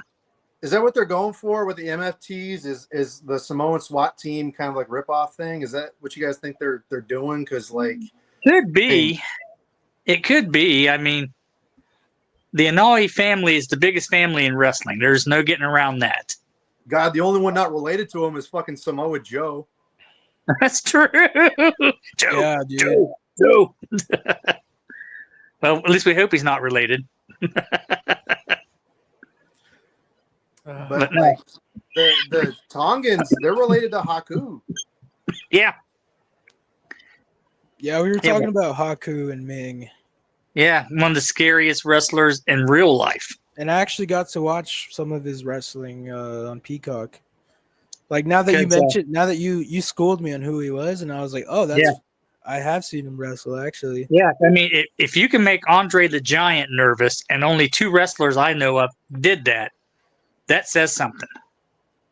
When I was See, training Harley, at ROW, Ryan Davidson, one of the main stars there, he was telling a story to the young guys like myself, and he was talking about Haku and some of the things he learned while he was overseas in Japan, and he was saying that like he's he telling popped us the young guy's kids, eye out. huh? He popped the guy's eye out with his thumb. He didn't tell us that, but he told us Oh, never yeah. let us Samoan. Oh yeah, Jerry's got the darker Yeah, stories. just some guy in a bar decided to pick a fight with Haku, and Haku gave him a thumb to the eye and pulled his eye out with his thumb. Oh shit! That's Yeah, dude. scary respect. Yeah.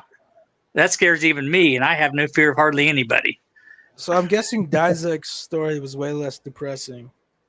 It was the main gist was never headbutt Samoans. It was just professional. Oh, yeah. Yeah, that's great. But Yeah, that's a great Yeah. one. I I love didn't that realize he was popping people's eyes out. Damn. one. Yeah, that just changed. Well, the no, mood.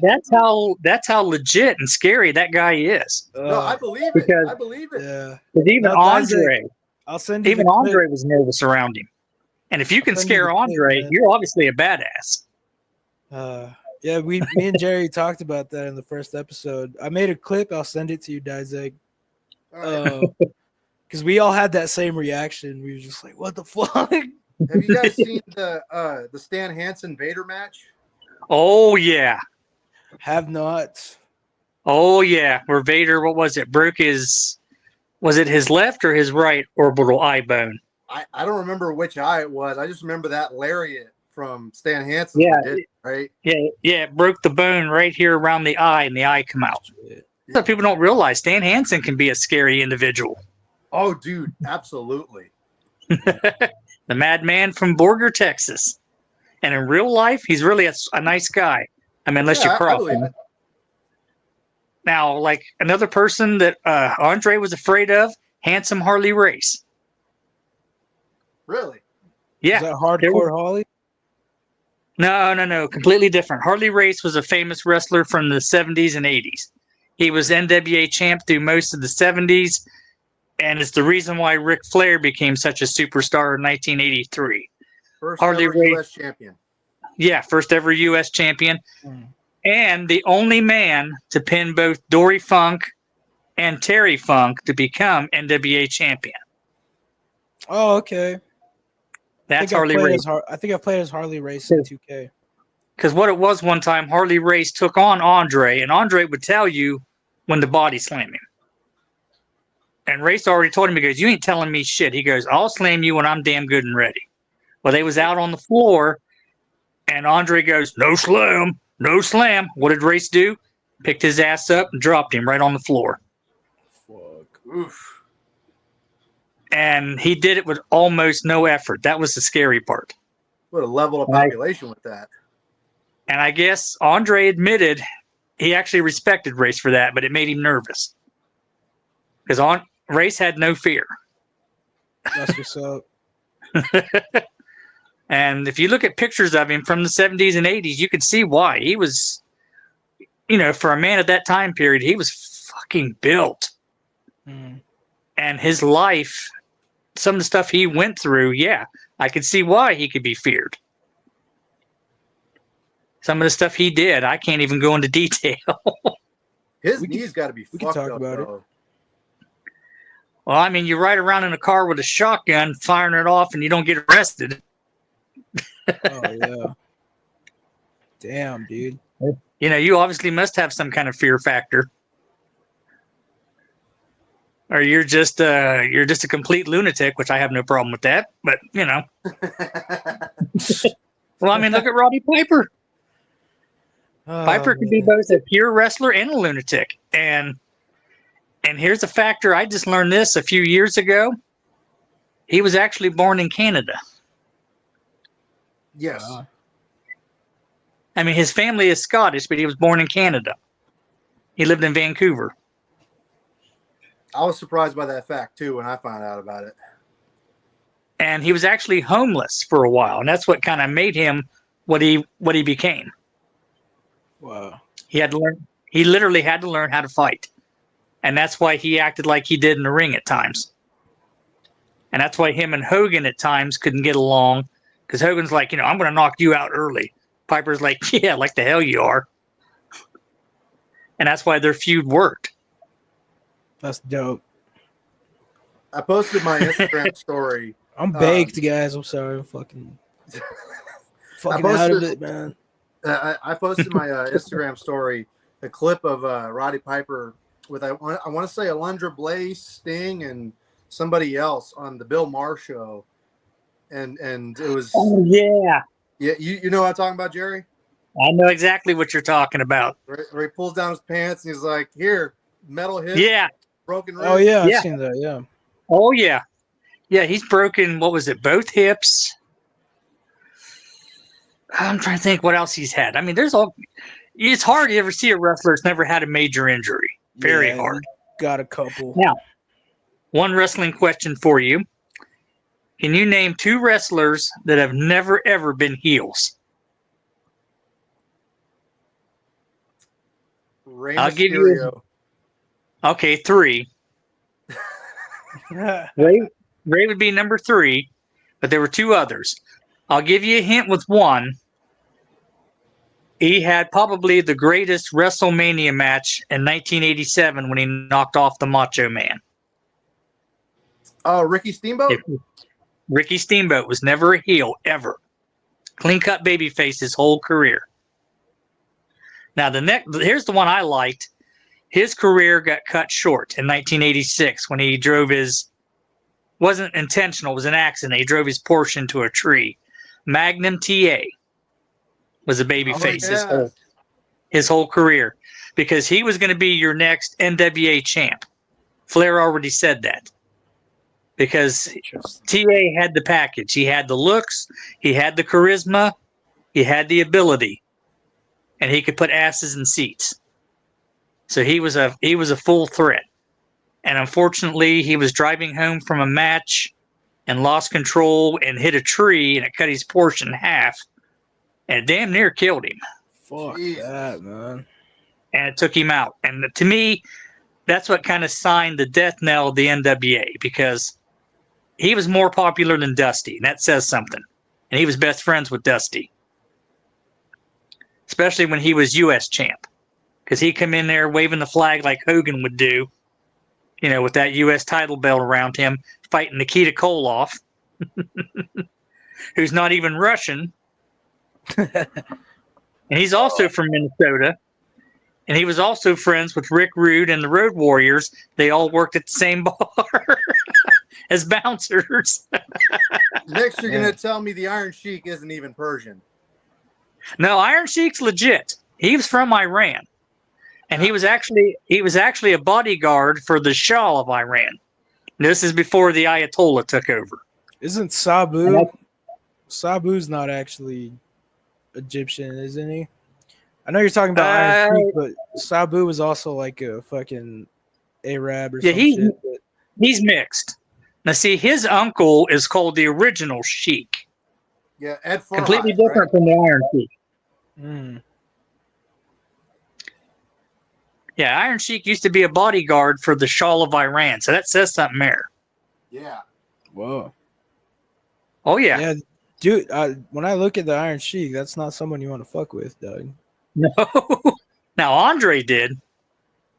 Oh, yeah. Well, when you're a giant, you can push some people around. Well, Hogan told the story. He said one day Sheik pissed Andre off. He goes, hey, Andre, baby, I'm going to pick you up and I'm going to slam you. I'm going to have my way with you. And I guess it pissed Andre off. So when they got into their match, Andre never, ever let him hit him at all once. Andre beat the fuck out of him. I mean, you could hear the chops. Damn. And then usually when a wrestler stands on a wrestler, they always keep 1 foot off. So that way, their full weight is not on that other wrestler. Andre put all 500 pounds on the back of Sheik's head. And was standing on him. And Hogan was actually pleading with McMahon to end the match. He's like, he's going to fucking kill him. End the match. Because Andre was pissed. Vince Andre was like, also- keep going, baby. Keep going. And see, Andre also didn't like Macho Man at times. Because Hogan told a story that I guess Macho Man come up because when he was world champ, he had to defend against Andre. And he's like, hey, Andre, brother, I need some help here. I want to know how we're going to win this match. Oh, yeah. And I guess Andre was playing cards, and you don't bother him when he's playing cards. Andre goes, hey, baby oil, fuck out. I'll talk to you later. And I guess when they got in the ring, that's what. No, Macho Man dipped himself in baby oil every time he got in the ring. That's why he always looked like the way he looked. He was covered in baby oil. Yep. And some wrestlers bitched about it because it was hard to get a hold of him. And I guess Andre beat the hell out of him in the match.